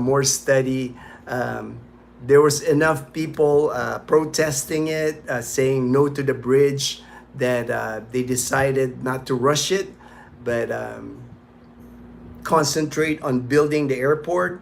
But to me, it just makes sense if they're going to spend that kind of money on building the airport terminal and all that. It just makes sense. The next would be to build the bridge that way and make it easy for people to travel in and out of Boracay Island. It's just not efficient the way they do things now.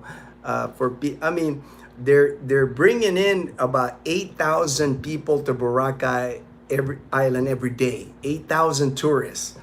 And those 8,000 tourists have to ride the ferry.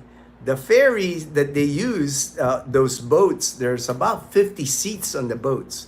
And the boats are like, they're just not efficient. They're like not big boats, little bit of waves, and they're like wobbly. You know, they're not the most stable boats. And there's times of the year that they can't run it, you know, because the Coast Guard, the Philippine Coast Guard here, the minute they announce signal number 1, and signal number 1 doesn't mean the typhoon's in your area. The signal number 1 is kind of like it's on its way. You might expect rain, you know. It might not even be raining. It could be signal number 1. But the minute they announce signal number 1, if there's a typhoon, let's say in the Eastern Visaya, and they consider Western Visaya signal number 1, they suspend all boat operations. So that's not good, you know, if you're in Boracay Island, or if you're coming to Boracay Island, you can't travel by ferry, so there's no way to get in and out of Boracay. And I've been in Boracay, or I've been when we lived in Caticlan before, where it'd be 3 days the boat can't travel, you know. So you could be like, your vacation might be coming to Boracay and then you're stuck on the mainland. You can't get to Boracay, and vice versa. You could be in Boracay Island and you're supposed to, your vacation's over, you end up extending it, which is not bad to extend the vacation in Boracay, but you know, it's just not efficient the way they move people, the way they move supplies, and then trash, because they have to move trash out of Boracay Island to mainland. Because they don't want to bury trash on Boracay Island. They want to bury it in mainland Aklan. They have a designated area in Malay where they bury trash. Tastes like halibut. Walleye, forgot that. Bluegill. Bluegill is a very common fish in the U.S. to catch. The bluegill and big here. Ooh, nice. One of the greatest side effects of travel is being exposed to different foods and discovering new foods to eat and love. Yes, yeah, I have to agree with that, Daniel, because I've had friends, they come here. And like I said before, it's different for everybody. It's like there's people that they come here and they said, oh, I don't know about Filipino food, because they see in the karinderya. It could be intimidating. It's the first time you go to a karinderya in the Philippines. You got all these food in trays, like at least 10 dishes.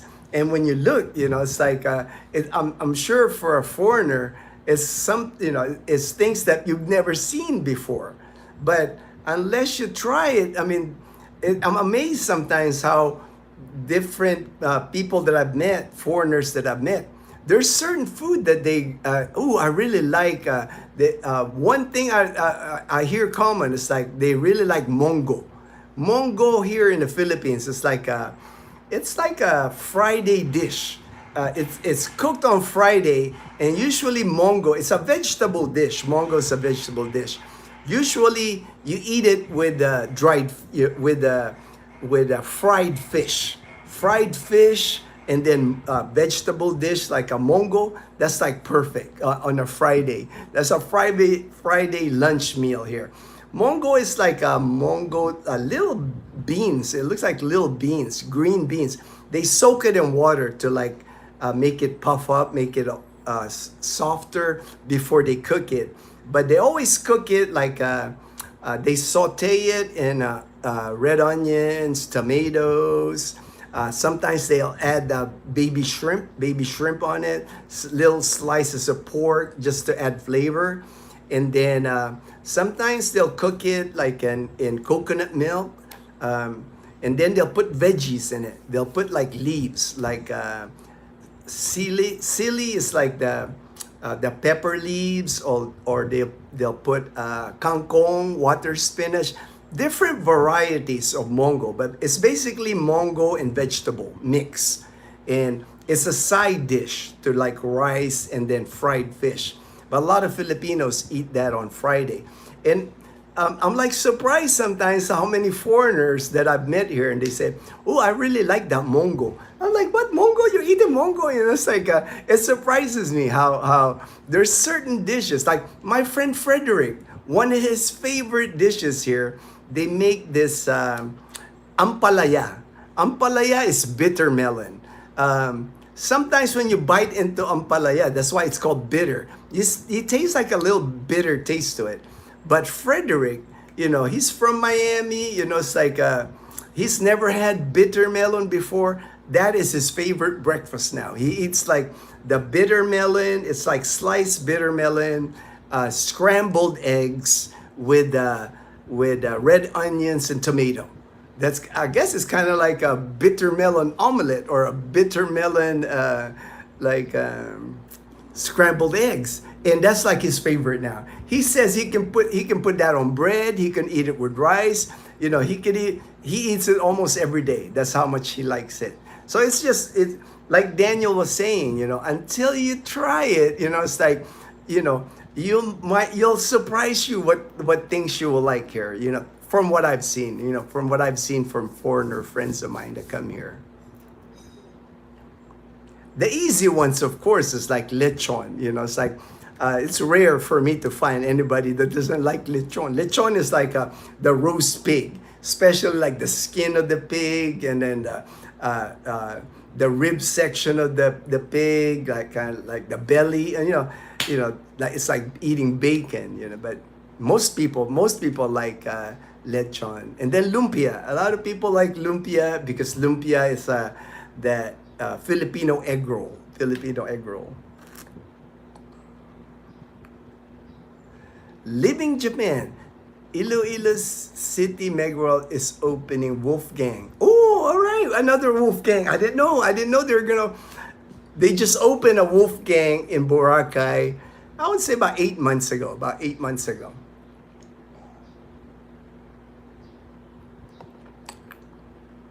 It's a sign, I guess. Yeah.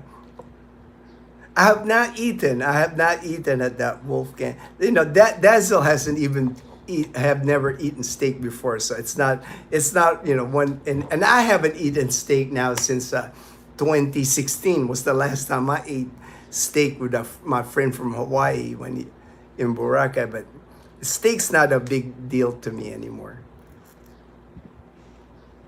Bluegill looks like tilapia. Wonder if okay, all right. I didn't know that. I didn't know bluegill looks like tilapia. Good to know. Thanks for sharing that info. Afam, a foreigner around Manila. Yeah. I hear that all the time. It's kind of like, you know, it's a word, you know, it's like here in the Philippines, Filipinas, you know, when they talk, you know, that's what always tells it. When you hear somebody, you met an afam. Everybody's like, especially like the older generation Filipina, when their niece or somebody, when they say, it's a big deal. It's a big deal to them, like that they met an afam, you know.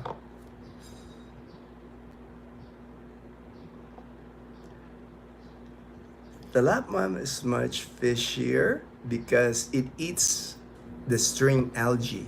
Bluegill eats small fish. Like, thanks, HD. All right. Your niece must have graduated from UP Manila, not Diliman. If her okay. All right.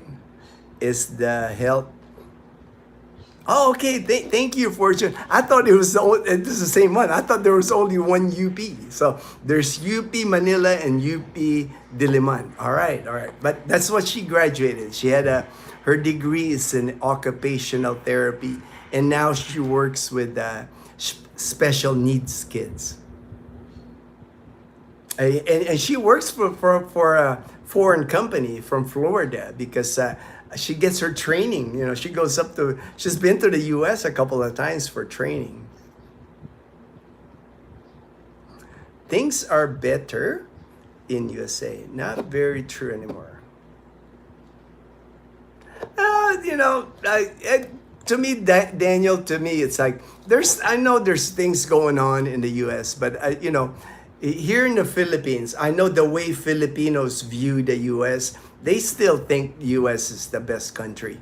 You know, most Filipinos that you ask here, you know, they don't see the everyday, you know, that we see as Americans, that we watch. You know, they just always, in the Philippines, they just always look up to Americans. They value like Americans here. They value American goods.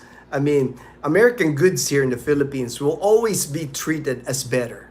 You know, if you buy anything here and it says made in USA, it still means a lot to Filipinos here because they're proud of it. When they buy something or they have something in their house, I got this imported. This is imported, you know. It's still a big thing. It's still a big thing to Filipinos here. Because they equate American goods made in the USA as quality. That's how Filipinos view American goods here.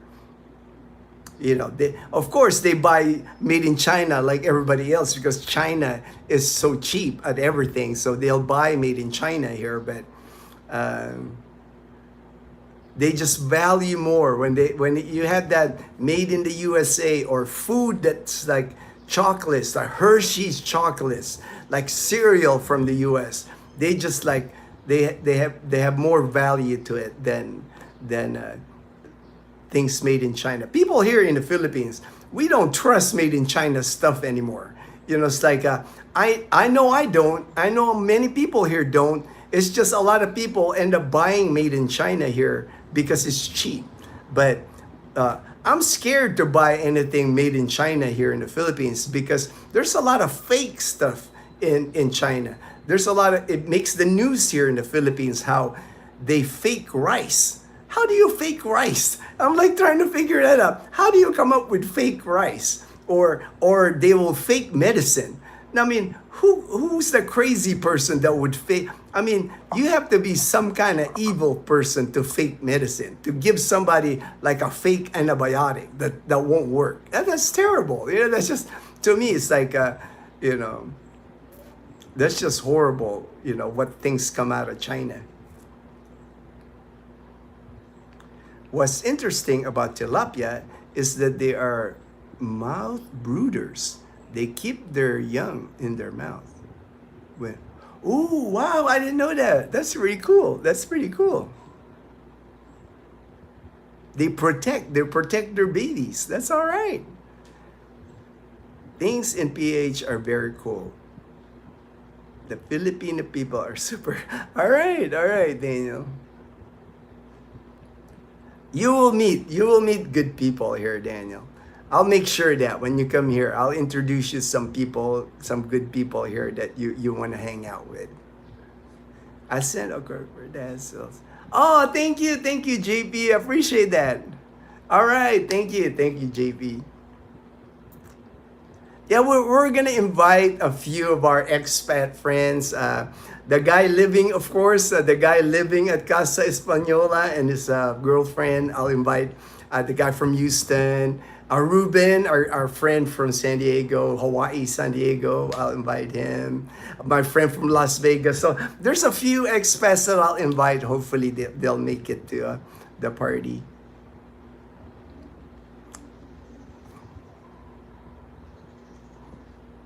I bleed the bigger fish. I just didn't know I was. Oh, okay. Any walking trails path near the casa? No, that is one thing. There's no walking trails. Not in Calibo. See, Calibo, even though it's a town, Daniel, it's more growing into a city. You know, it's not a city yet. I would say maybe another 5-10 years, Calibo will be a city. But you are not far from the Esplanade. You can ride a tricycle from Casa Espanola apartments, and in 10 minutes you will be at the Esplanade, like the beach Esplanade. That you can walk. I mean, it's basically a seawall, a walking path, very long area where people ride their bike, jog, walk along the beach. You know, so that'll be a nice place to go walking. But walking trails, there's just not many walking trails. Like even in our town here in Numancia, you know, there's just not places, walking trails that I can think of. There's one close by in Tigayon, but it's like going up the mountain. You know, it's Tigayon Hills. It's called Tigayon Hills. A lot of steps, a lot of like stairs and steps. A lot of people go hiking there. That's it, JB. The Taytay Forbes Bridge. That's the bridge. If you're walking from SM City Mall or the Injap Hotel, that's the route that I took. I walked all the way to the Esplanade, to that bridge, to the Taytay Bridge. And from that bridge, I can just walk down that. There's a space where you walk down that bridge and you're at the Esplanade. So that main diversion road connects to the Esplanade. So, man, you could be walking for miles. You can just keep walking for miles in Iloilo City. And then now with the Mandurriao, the Sunset Boulevard, that's another walking path. 5 miles long from Oton to Mandurriao. You can walk that. If you're a walker, jogger, bicycle rider, that's why Iloilo City is so friendly to do that. Balikbayan guy, my friend John. All right. Good morning, Ginno. Just got home from the store. Got some groceries. We love the fishing video with mom. I think Dazzle was, yeah, I mean, you can't tell Dazzle anyway that, you know, if she loses, you know, it's like, she takes it to heart, man. Like I said, Dazzle's super competitive, but we don't bring up competition with Dazzle. Like when Mom and Dazzle and Leanne, when they all fish, it's no competition, you know, it's just like, it's just for fun. Because the minute it's a competition, Dazzle goes on the Mamba mentality. She goes in Kobe Bryant mode. Have y'all tried live worms for bait at the fish shop? No, they haven't. My friend actually, he you know, he's the guy now in Boracay. He did try to get worms, and he brought them to the fish farm. But I think that day it wasn't, the fish weren't biting because that's when they were having issues with the water. I think what bait they're using is working. I mean, they're catching a lot of fish, you know. All they're using is like frozen bread. The fish farm provides it. It's like they mush up the bread and they freeze it. And then Dazzle, they make a little ball and put it on the hook. And it seems to work. But they haven't tried. They haven't tried worms. The only tilapia I've eaten has been frozen and was a little muddy tasting. I fix it with Cajun spice. Yeah. Me, I don't mind. I don't mind the tilapia. I can eat tilapia as long as it's fried. I can eat fried tilapia. And then I dip it in that soy sauce. It's all good. Hey, when fitness, my friend Ria in Tennessee. All right, Ria. Hello, Ginno. Long time no see. Glad to catch your live stream today. I've been so busy painting for my... Oh, nice, nice. Congratulations on your exhibit. That's so cool. I hope you're feeling a lot better. Yeah, I'm okay today. I'm just gonna rest the rest of the day. I took Leanna to school, so the only thing on my agenda today is like pick her up from school at 4. So I'm just gonna relax the whole day, watch some Netflix, rest up. So I'll be better this coming weekend. What kind of fish do they put in the fish in chips? Oh, the fish and chips, like I said, I've had it here. The best kind of fish that they put is the dory fish. D-O-R-I fish. That's what they call it, dory fish. I've had tuna that they've used on the fish and chips. I did not like it because to me the tuna is like too thick and it dried it when they fried it. I like the dory because it's still crispy on the outside with the breading, and then the fish was still moist and tender inside. I like that combination. But those are the two that I've had here as far as fish and chips. Dory fish and tuna. The longer your pole, the deeper you can go for the bigger fish. They have telescopic 3 to 5 meters long. That telescopic thing that Dazzle has, I don't think it's very long, but I do see, you know, it's like that. It's like this big and it extends. But the poles that they use, that's why you see Mom on the pole. She's funny because she'll climb up like the coconut tree and then like extend her pole longer so she can reach more distance. I know Dazzle gives Mom a hard time because it's like, watch out, you're gonna fall if you keep doing that.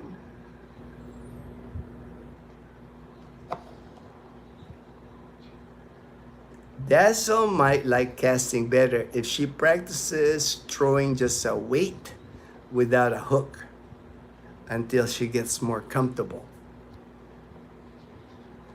Yeah, I'm sure Dazzle, you know, if somebody teaches her, you know, like, you know, if somebody's a real fisherman and shows Dazzle how to do it, I'm sure she'll learn it and get more comfortable. But now, you know, to me, I told her, just have fun, babe. You know, I just tell her, she's having fun catching them. You could see on the video anyway, you know, that they're having fun catching. As long, I know, they're happy as long as they catch it. I don't think they care how they catch it. They just want to catch it because it's the fun, the excitement. You could tell. Like, yeah, I didn't go fishing with them that day. Dazzle did that video. She filmed that, she edited that, and everything. Because I wasn't feeling good Sunday. I just stayed home. But maybe when you get here, JP, because you know, I know you're a good fisherman. Daniel, I could tell Daniel's a good fisherman. When you guys get here, you can teach Dazzle. And I know Dazzle. One thing about Dazzle, if you teach her how to do something, she's focused. She's going to be like practicing. Because I remember we attended when we started playing cornhole, we attended a group, an expat group in Nabas. They were in Nabas, Aklan, and then they moved to Pandan, Antique. We played cornhole with them. For the first time we played cornhole with them, and Dazzle loved it. You know, she, like I said, she's so competitive. You know, so when we got back home, Dazzle said, let's build our own board so I can practice. So we did. We had our neighbor here.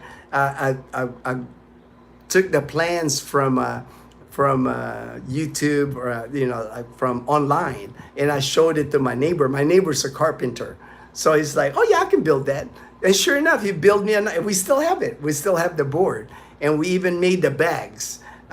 We put mongo beans on the bags because that's a similar bag that the bags that we were using at the cornhole tournament. Man, I think it took Dazzle like a month. And after a month of practice, and she would practice every day. I would practice with her. I wasn't just as dedicated as Dazzle because she wanted to like go back and play them and play better because she you know, when we first played, she wasn't very good at it. Like me, it was the first time I've ever played cornhole, but we practiced here at home. Man, by the time we got back there, it only took less than a month, and nobody can beat Dazzle because she gets like that. Like I said, Dazzle's so competitive. Like she had the board here at our house, like on the street. She, you know, because nobody travels on the street on this road, and Dazzle would practice, and she would practice for hours on that board until she could like in cornhole. If you throw the bags and you hit the circle, if you knock it in, and if you knock all of them in, I think 3 or 4 bags, it's called a Chuck Norris. She would not stop until she hits a Chuck Norris, until she hits all the things in the bag, then she'll quit. And there came a time when it's like it was just natural for Dazzle. You do not want to play Dazzle on cornhole because she's so good at it now. We actually have they get a trophy, like they give us cups to when we win the tournament, and Dazzle won like 6 tournaments on the cornhole. They start not wanting to come out and play Dazzle anymore because, you know, these are mostly men that Dazzle a bit, you know, most of the expats, and you know, they're proud that they're good players, but Dazzle will just like kill them. It would be like 21-4. That was the score. I mean, she was a machine when it comes to cornhole. The 3 months, July, August, and September, are used to decide cola. For October is when. Yeah, that's what I always. I know they always tell us in October how much race we are getting it. Dazzle did a great vlogging her fishing with Leanne and Mom. I used to use a stick to fish back then. Kaliba too, yeah. Seeing them do it brought back memories. Fun vlog. Good job, Dazzle. Yeah, you know, that's why I told Dazzle she should do more vlogs because and she edits and everything better than me. You know, it's like me, I just like put together videos. Dazzle's really, she spends time when it's her editing the videos. She puts time in. You know, it's like me when I film, I try to like put it in my head already when I'm filming how I'm going to connect the video. So when I make the video, it doesn't take me long. But Dazzle's really, you know, she likes to edit. I mean, she'll spend like 2-3 hours editing. All right, thank you, Daniel. Australia. They use shark for fish and chips. flake fillets, which is gummy shark. Ooh, I've never had shark. I don't think I've eaten shark before. You know, I'm surprised actually because I'm sure they got sharks here in the Philippines. You know, I've seen them, but not in the market. You know, I haven't seen them in the public market. They must not be common. Sharks must not be common in the Philippines because they fish just about any fish that I can see. You know, when I go to the public market, I see like, you know, a lot of strange looking fish. You know, barracuda, like eel looking fish. You know, I've seen all kinds of fish in the public market, but I've rarely. I don't think I've ever seen a shark at the public market here. They must not eat shark here.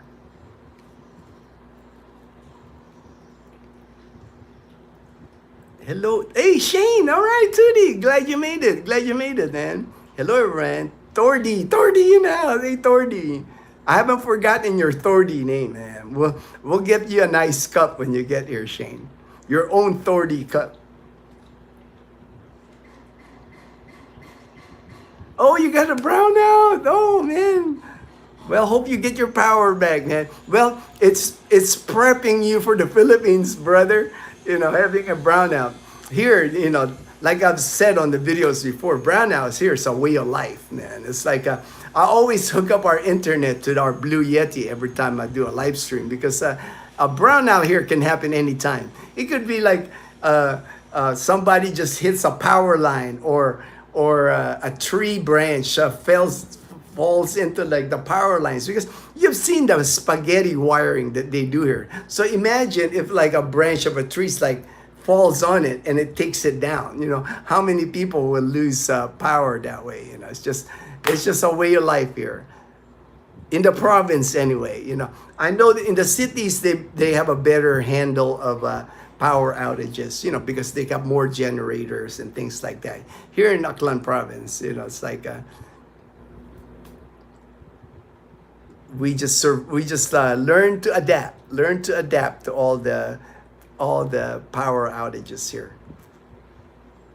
Like I said, the power outages here, the schedule ones aren't bad because at least they warn you. You know, usually they'll say 6 a.m. to 6 p.m. today or 6 a.m. to 6 p.m. this coming Saturday, no power.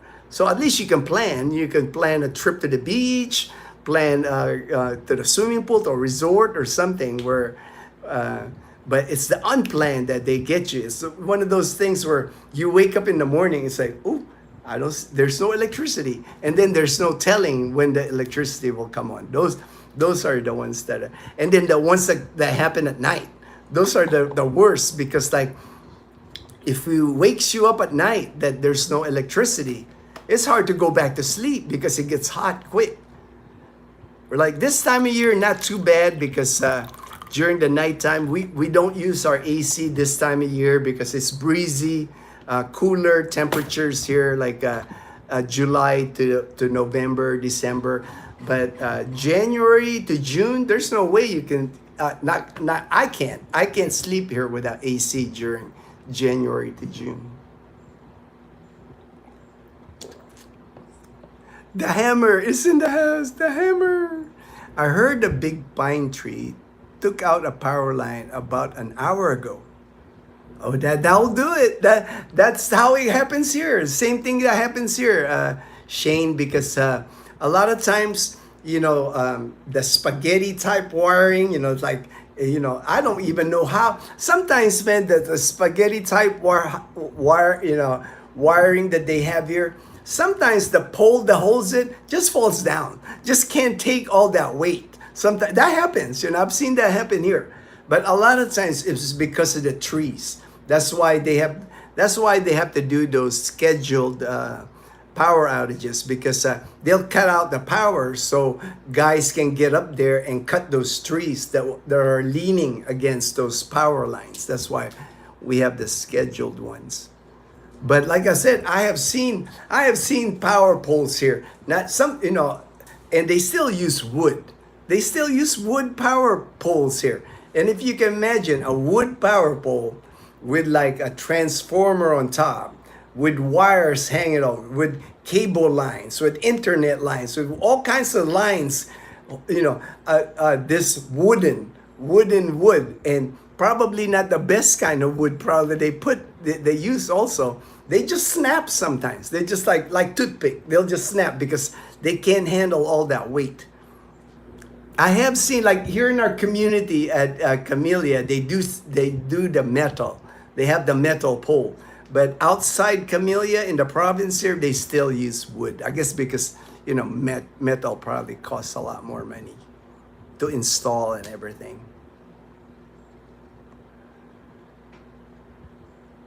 I'm good. 2D time. Can't touch this. JV, I'm better today. I went to the supply. When I got home, fell on the. Oops, yo man, be careful, man, Shane.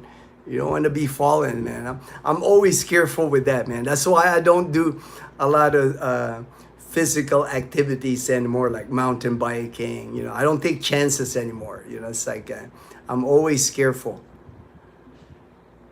Last thing we need is like something breaking, man. I got a new easy chair today, electric. The brownout. No. You got it. Hey, old-fashioned oatmeal. All right. Mung beans. They are good, right? The Mongo beans. They're really good. It's like I said, it's a Friday dish here.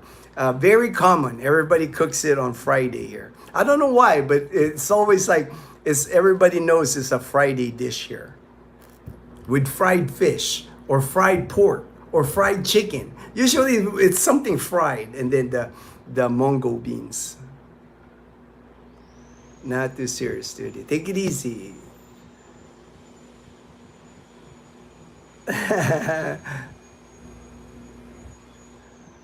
Hey, Gray, my good friend Gray. This is quickly becoming my favorite food channel.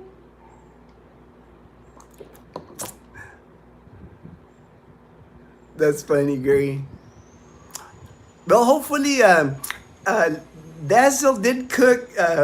They did cook like the pineapple. Remember the big pineapples we got in Iloilo City? So they cooked the pineapple chicken, but they didn't film it because they weren't quite sure. They haven't cooked pineapple chicken before, so they weren't quite sure how it would turn out. But that's what's for lunch today. We have a pineapple chicken for lunch.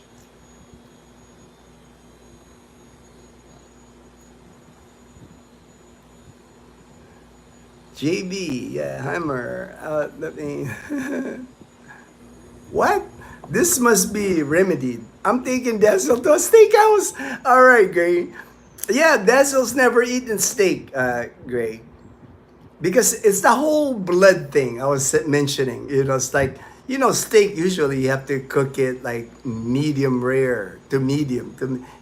When you slice steak, you want a little juice or little blood coming out of it. And Dazzle doesn't eat that.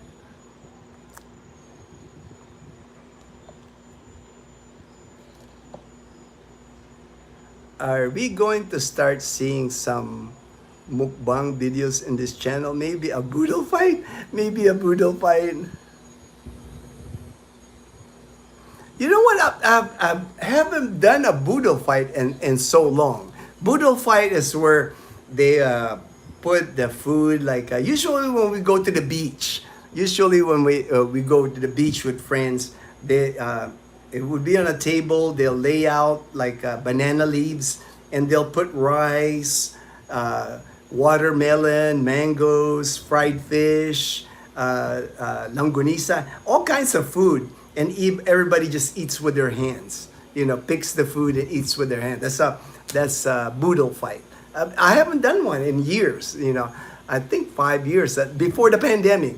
I think after the pandemic, people were kind of apprehensive about doing boodle fight, because of all the sanitary kind of thing. I don't see it as often now, the boodle fight, not like before the pandemic. Mukbang, I don't think like I used to be a good eater. I mean, I love food. Gray can tell you I love food. But I can't do mukbang just because, my trouble swallowing now. I have a hard time swallowing food. So, but before I would have, it's like I'm a big eater. I used to be able to eat a lot of food, but I can't eat a lot of food anymore. All my food now is like a little. I'll eat like 5 times a day, like small saucer food, small plate. I can't eat like a big plate or big buffet. Not like I used to.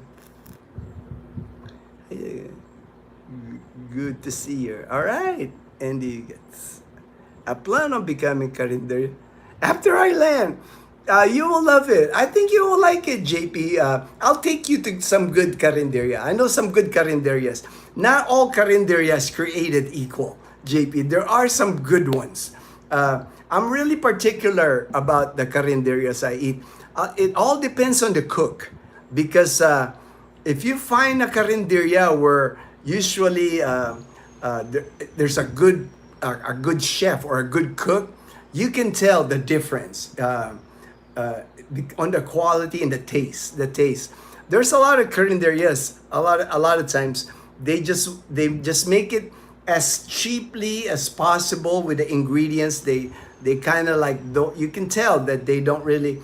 They just want to produce like a cheap product so they can sell it cheap to more people.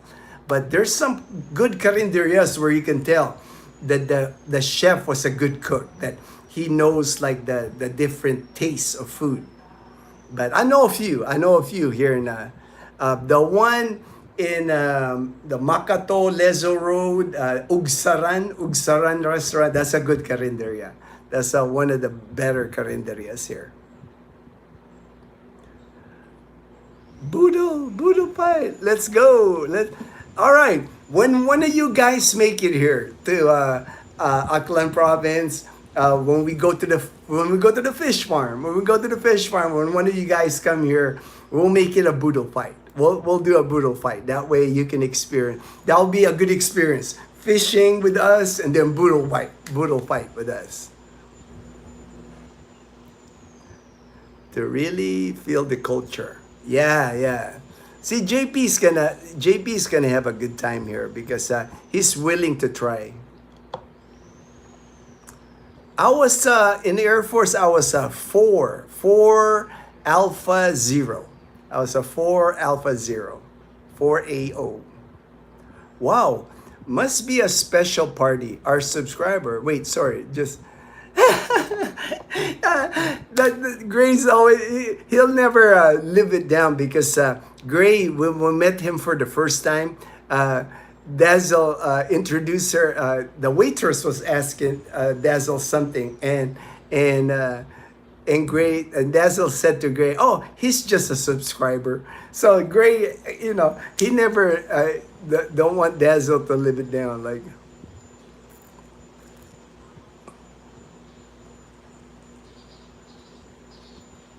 But I'll try. We'll try it to Dazzle's party, Ray. We'll try to live stream it. Yeah, it'll be an odd time because it'll be like 5 p.m. here to 8 p.m. But we'll try to live stream just to record it, and then people can watch the replay. And Dazzle said that's when she actually doesn't want to bring the wine that you gave her for her birthday. Because Gray, she wants that to be special. She wants that to be. She'll open that here in the house with Mom. So Mom and Dazzle will and I'll taste it. Gray, I always taste the wine. I just don't drink it as much as they do. Benny, the Caticlan Airport has separate terminals for arrival and departure. The arrival is easier because when you exit the small building, the transfer van and trikes are already there. Yep. Taytay Bridge has been marked as a fishing spot. All right, JP. Good morning from India. All right, from India. We don't get many live people join the live stream from India. Thank you so much. Hello and good morning. The departure uses the old terminal and is diagonally opposite with the arrival. So you'll ride a bus, transport you, runway Yes, yeah. That's why hopefully once they build the new terminal, hopefully it'll be a legit airport terminal in Katiklan.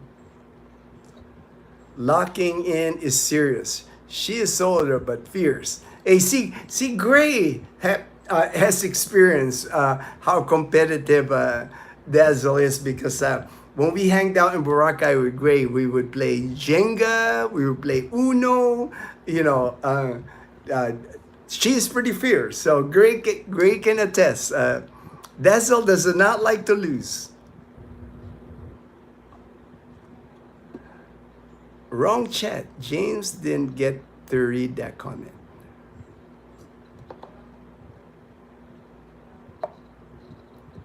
Mule probably has the best steaks in Iloilo right now, and maybe until Wolfgang comes. Oh, all right. I haven't been. I haven't been. I'll look that up. Mule, because we just don't eat. We just don't eat steaks. Fortune. You know, for me, it's one of those foods that I just decided to give up when I left the U.S. because, for one, when I came here, I noticed how expensive steaks are here, and then you know, for me, it's like it's not like I'm gonna get a good steak here. You know, it's like coming from Texas. You know, they had good steaks in Texas. It's hard to get good steaks in the Philippines because beef is tough here. You know, I've not have a beef come from the Philippines that's tender. You know, it would have to be from Australia. The beef from Australia. Usually, when I buy beef at the market here, I got to like. Use a slow cooker to cook it. Cook it for like 6 to 8 hours to tenderize the beef. I want to throw spinners and jigs at Loola. Oh, all right, JP. You're gonna have to teach the girls that, JP, because I don't know if they know what spinners and jigs are. I'm in both lives right now, and topic James is talking about is planes. Is planes, all right. RG, are you enjoying your? Yeah, oh, we love the new 7-Eleven, RG, and every time I go there, they're adding new stuff to it. It's like amazing. They have this section there, like a refrigerated section by the counter. I'll try to film it one of these days, but they're coming up with stuff in there every day. Like they got pasta in there, they got lasagna in there, they got more and more stuff like the Japanese rice with wrapped in seaweed. I mean, more and more food. I'm amazed sometimes. Like, whoa, that's a new one. You know, it's like, and I'm always willing to try. That's why I like it for merienda. We go there, and then even their hot dog sections got beef hot dog. They added like Hungarian sausage, then all kinds of hot dog, and they're reasonable. They're like 49 pesos to like 58 pesos. The bun, it's weird how they do the bun. The bun is inside, so the bun when you take it out, it's like it comes out kind of steamy and moist with the hot dogs, and then you just put it, your hot dog, and then they have like the relish, the ketchup, mustard, they give in packets. But all the drinks are good, not just there's my French vanilla brewed coffee, but they have cucumber lemonade, they have iced coffee, and their selection of drinks. Leanna, she likes the vitamin water. I mean, they got varieties of, they got so many drinks there. And then American drinks too. They got like Dad's root beer. They got just all kinds of stuff at 7-Eleven here. I mean, it's pricier than going to the sari-sari store, but it's become a favorite hangout. I mean, all our neighbors are always there. Everybody's just walking to our 7-Eleven. Everybody's always meeting up at 7-Eleven now. We used to grind and fry tilapia, season it with garlic and mustard seed, mix in some onions, minced mushroom, and some cheese on a warm Kaiser roll. Ooh, man. I'm all for, I like sandwiches. I like fish tacos, so I can imagine it'll be like a fish taco, like a bread, like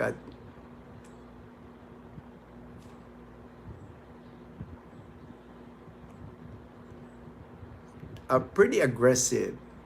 They for sure will bite on those. Yay, the brownout is over. Got power back. Time to set up my new easy. All right, man. About an hour. Hey, Ginno, oh, all right, Janet Mills. All right, cool, Mom Janet. All right. You're on both live. All right. Please apply my wrench under this name. All right, hold on. Let me get that. Boom. Add as moderator.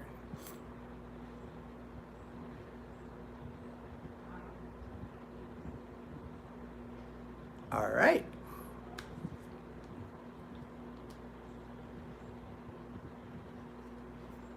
Hopefully that worked. Hopefully that worked, Mom Janet. Maybe if I catch more fish throwing lures, Dazzle will not be able to. Yeah. I mean, like if it catches more fish, I'm sure Dazzle will love it. And like I said, with Dazzle, she like anything new that you want to teach Dazzle, she will practice. She will get. I have not seen anything that Dazzle has done like halfway.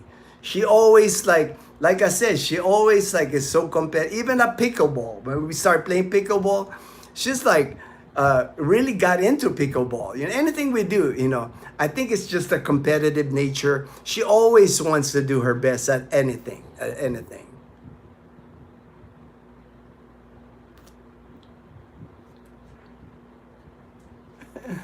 I switch, LOL.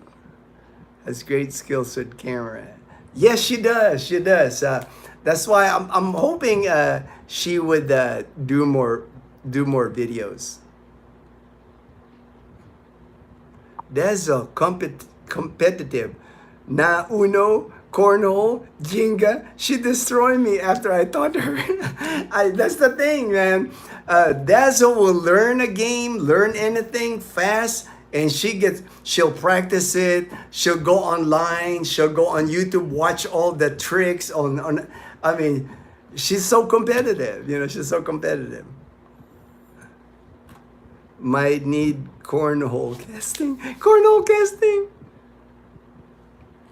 HD, I'm only here for a second. I just got in. I got my results. It's very medical term, technical, so I got to do some. All right, Mom Janet. Thank you for stopping by. Thank you. God bless. All right, God bless. Thank you. Take care, Janet. Prayers. Have fun. Enjoy. Janet. Joe, thanks.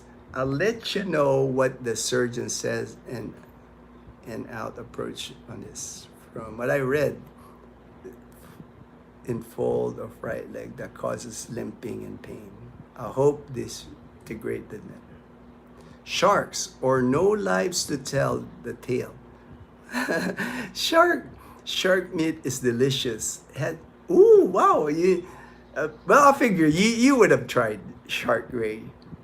But me, I've never eaten shark all this time. I've never, You would think I would have had a chance to eat shark by now, be living in the Philippines. But surprisingly, I don't see, like I said, I've never seen a shark here in a public market. Maybe it's not allowed, maybe, I don't know, but I've never seen it. I've never seen a shark here in a public market. And I go to a lot of public market, in the public market in Calibo, here in Numancia, in Makato, in New Washington. Never seen a shark on the public markets here. All right, bye. Until next time. All right, Mom Janet. Thank you. Grayson. Shields. Shark tail is best.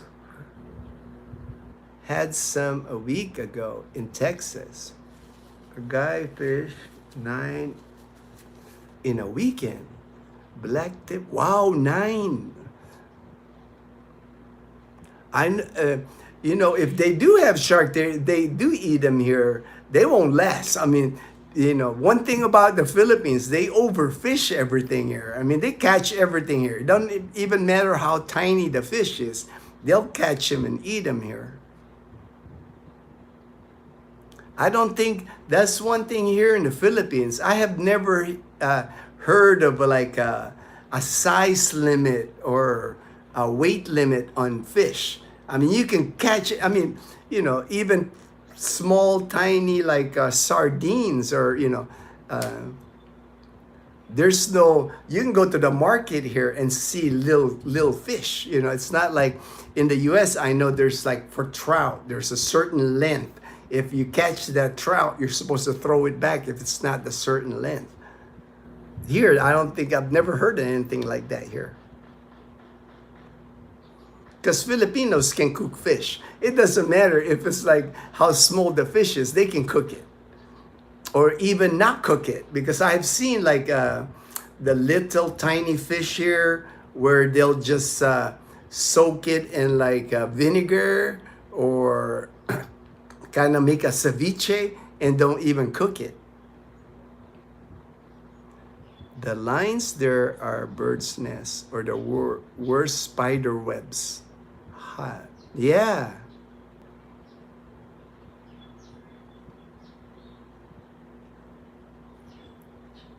Yeah, I don't even know how.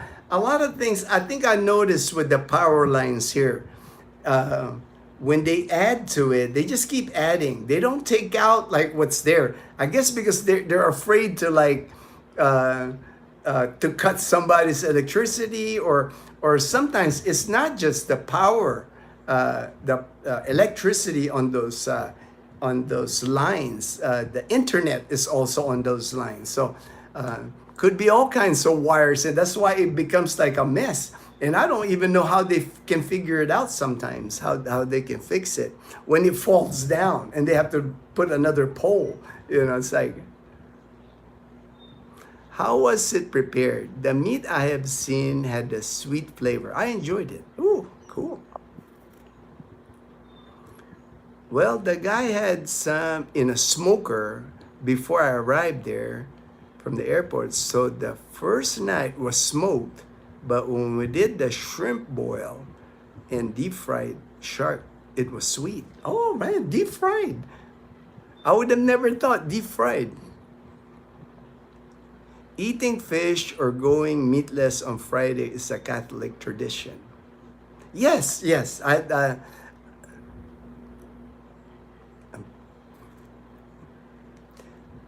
All right, Reverend. Bless you, Reverend. Good night. All right, I'm gonna end this. I'm just gonna go through the comments here before I signed out. We had deep fryer. I remember Cornish hen, couple of turkeys smoked.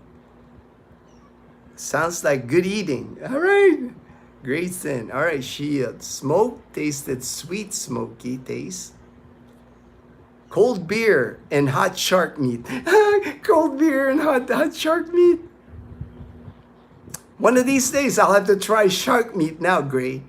Because all of you guys talking about shark meat, I'll have to try it. I'll at least have to try it so I know what it tastes like. So, and not chewy. What's the first member? Do you think Dazzle will give me a credit at dinner? She'll give you credit. You're the first member, JP. I think that should be head of the table, captain chair. For you, head of the table. All right. We'll give JP the head of the table. I would think Terminator would sit at the head of the table. I wear my just a subscriber badge. I know, Gray. Over the year, she's warmed up to me. She is one of my favorite people. Top 10. I defer your question to Gino. Oh, I know, Gray. Gray and Dazzle, they get along so well. That's why Dazzle calls Gray Kuya. They're like the best buddies. JP, well, back from my child, my parents sat at both ends of the so both could slap us, slap us kids. Hey, the mine did too. Mine did too. ABC store is common in other states in the U.S. I might be too nervous to eat if the was watching me, the Terminator. You know, have you seen the Aklan River overflow its banks and cause flooding in our area? I I have seen it reach the water, you know, the water on the bridge, right on the bridge. It floods in Calibo. There's certain section of Calibo will flood, even if even when Aklan River rises. There's just, I know, low-lying areas in Calibo. Like I know by the public market is usually floods there, and then by where Chowking, by crossing Banga is what they call, because the jeepneys going to Banga. There's just certain sections of Calibo that floods easy. My old apartment in the capital area, Carillo Snyder Apartments. I moved there like, I got an apartment there June 2012, and December there it flooded. It flooded the first floor.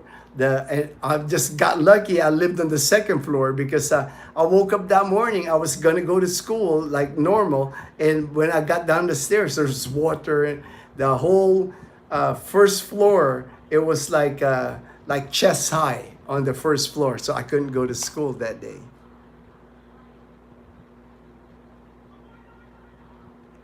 But we're lucky here, like in our subdivision. In there, it's never flooded here in our subdivision.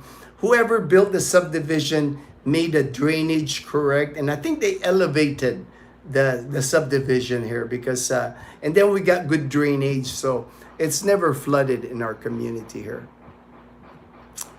Hey, hello, hello. All right, good morning, good morning. I emailed some fish pictures and one. Ooh, tamale cooker. Ooh. All right, all right. Thank you, JP. All right, I got to the bottom of the message here. I think guy fishing walked out, neck deep, na idea in the shark infested waters. Shark infested. God bless you all. All right. Have a good night. Have a good night, Tudi. Note to self: no first floor apartments. Yes, no first floor apartments. Because it's hard to tell which area in Calibo floods, but because it's right, Aklan and Numancia, our two towns, are separated by Aklan River. And Aklan River, man, it gets up there. It gets up to like the bridge level, so it easily floods the area here in Calibo. All right, everyone. Thank you so much for watching the live stream this morning. See you all on the next live stream.